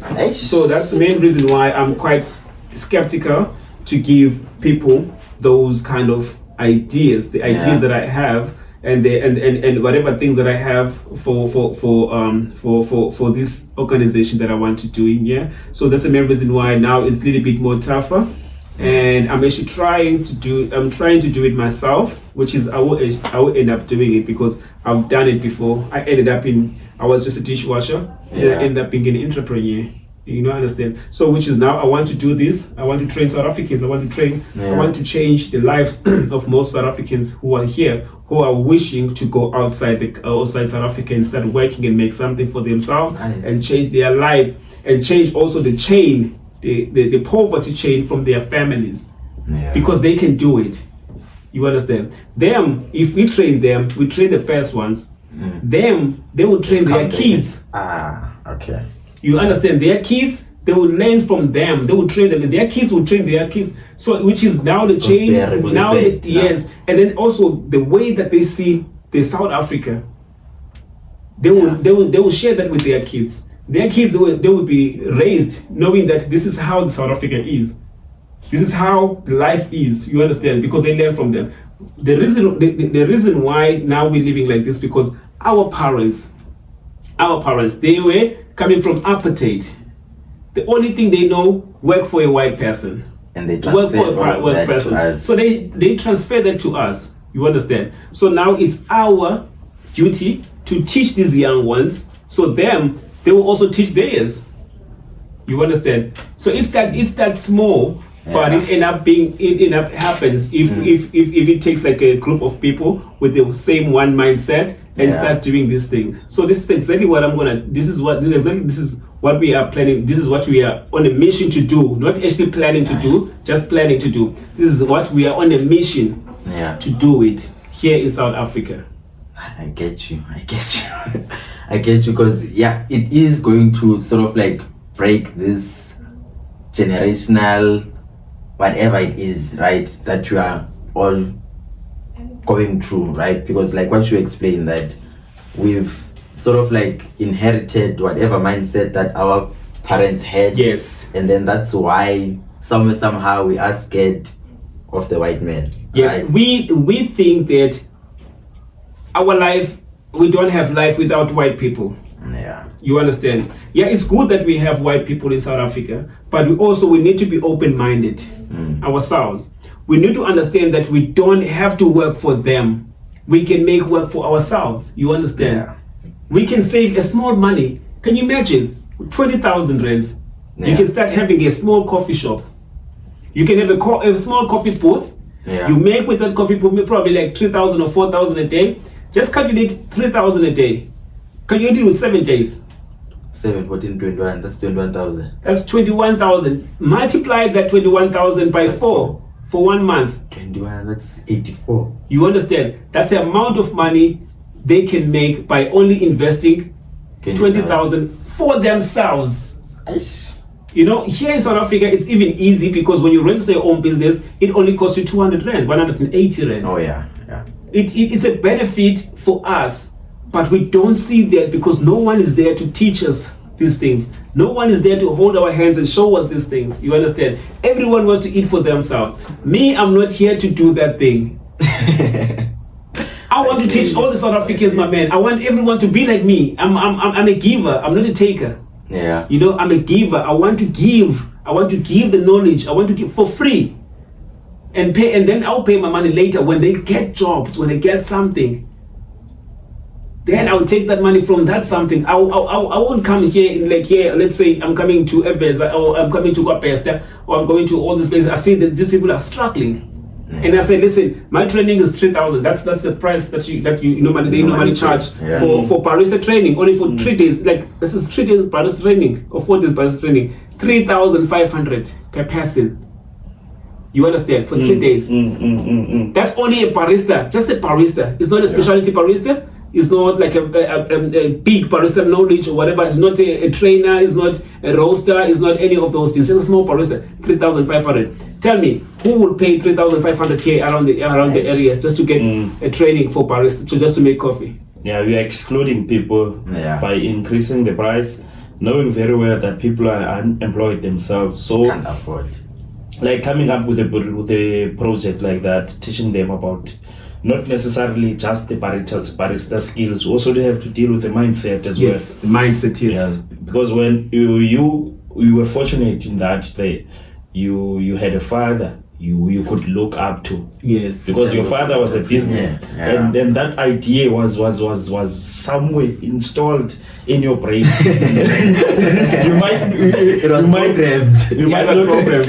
It was programmed. You might not think too much of it because it does influence your every decision. Like the way you think like an entrepreneur. You could find a job now let's say that job is paying you 6,000 rands, but you wouldn't be happy in that job because you are in your mindset is that of an entrepreneur. But what I'm thinking, now that you've mentioned that you went overseas, you did a job in Abu Dhabi, you've worked in a lot of countries, by the way, overseas. Yes, I did. Yes. So you've gained experience. You went there, you worked as a barista, you worked as a trainer, as a consultant. I've actually consulted a lot of places back that side. I consulted one of the places that I actually consulted. It became I consulted a place like from scratch, because I remember I was in Kuwait at the time. Yeah. I was in Kuwait. So when I was in Kuwait, so one of the guys actually came. His name was Hamad Pepehani, which is one of the famous, a very big respected family overseas. So he came. I remember he came with the very friendly face, and he says, "Listen, man." Oh, okay, 5 minutes. Okay, yeah. You can wrap it up. Yeah. So he actually came with a very friendly face. Yeah. And as he came with a friendly face, he came and said to me, "Listen, man, I want you to come with us. Yeah. I want you to come and help us to start a coffee shop in Bahrain." Then I was like, "What is Bahrain?" Because it's the first time hearing about that country, if any country like that actually exists. And he says, "Okay, listen. The pantry is nice, So I said, "Okay, listen. I'm not interested to go and work there because I have a job here already. Yeah. I'm consulting this place, and this place is booming. And that place was booming, man, because of me. Yeah. You understand? It was booming. Everyone wants to come and see this South African black guy who's so active in whatever thing, who does things differently in our country. So everyone was packed in that place. So he wanted the same thing for his coffee shop. So I actually I told him, listen, he kept on coming and begging me again. And then I said to him, listen, I can make this deal with you only if you agree on one thing. After I made your business successful, okay, then you're going to invest in my business for me to start my own coffee roasting. And then you'll be my first client. Yeah. So you'll be buying coffee beans from me. And he says, yes. If there's a deal, I'm going to call my partners and tell them that. He called his partners, his partner says yes. They agree with it. They'll invest in my business if I make their business successful, because they are graduate from university, so they don't know anything about coffee, but they just want to start something of their own. So was it a handshake agreement or it was contractual? No, handshake. That's the thing. That's a problem. Yes, that's a problem. I went there to Kuwait. I remember I still have I have a picture also when I was leaving from South Africa to Kuwait. So I went to Kuwait. I was at the airport.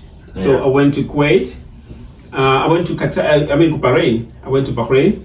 So as I got to Bahrain, and then the first day I'll see the restaurant, the coffee shop is already there, the machine is already there, but the setup is not well. So I had to go there first thing. They said they want to open in 2 days. Okay. Because they have to pay rent. So I managed to make fast everything. I fast. I got there. Then I made the menu. Very quickly. Okay. I have to start making the menu very quickly. I have to make everything. So everything, I have to make everything very quickly from that place, right? And then because in 2 days time we have to start opening. So set up the whole atmosphere in that one day. Set up the atmosphere of the place. I told them I want this atmosphere to be like South Africans, to be like the same place I worked at, which is Vida Cafe. I want that place to be more active and live. Everyone has to be like that. And I don't want anyone pleasing. I don't want my staff to be pleasing, because everyone around the Arab countries, they have this say madam thing. So I don't want that say madam thing. I want everyone to be like, hey bro, what's up, man? They have to talk, make them your friend. Don't make them your bosses, even though they are sheikh or owners or whatever thing of the companies, they are billionaires or millionaires. No. Confidence. Yeah, just use your confidence, make them your friend. And then that thing happens. We play music loud in the place, and then we made that thing. The first day we opened up a place, it was not full. People, they came there making videos, taking videos, see the atmosphere of the place, seeing how we talk. Hey bro, what's up? Hey, dancing and all this kind of stuff. That they post it, they share on Instagram, Snapchat. The following day, the line, my brother, the line. That's booming. This following day, the line, it was up until I don't know where, my man, and we were not prepared for it. The coffee beans ran out, the milk ran out, everything ran out. Man, I promise you, when everything ran out, we start panicking, everyone start panicking. Then you have to go and buy things, the line is still there, and we have to close the shop. The following day, we have to buy more stuff. The following day, it was more people than the previous day. You understand? So, yeah, I think based on the thingy, yeah, we have to wrap it up. I just want to say my thanks, man. Like, your story is amazing, right? And also, like, what you want to do now, which is to sort of like give back to us, I would say, right? It's something that I am grateful to hear, because, like, you don't really need to go to university to become a barista, right? Yes. But it's an industry that you can make money. Yes. Right? And then that's something that, as us as the youth, it's something that we need. Yes. Right? So I'm really excited to hear more about the project, right? Because I know, like, it's still growing, right? Yes, it's still in its inception, right? Yes. So yeah, man, thanks a lot for coming in and sharing your story. Like, I think it's been like 3 hours. Yeah. And I still have more things to talk about. Yeah. So it's better to wrap it up. Yeah. Because there's still a lot of things to talk about. I can still, Yeah.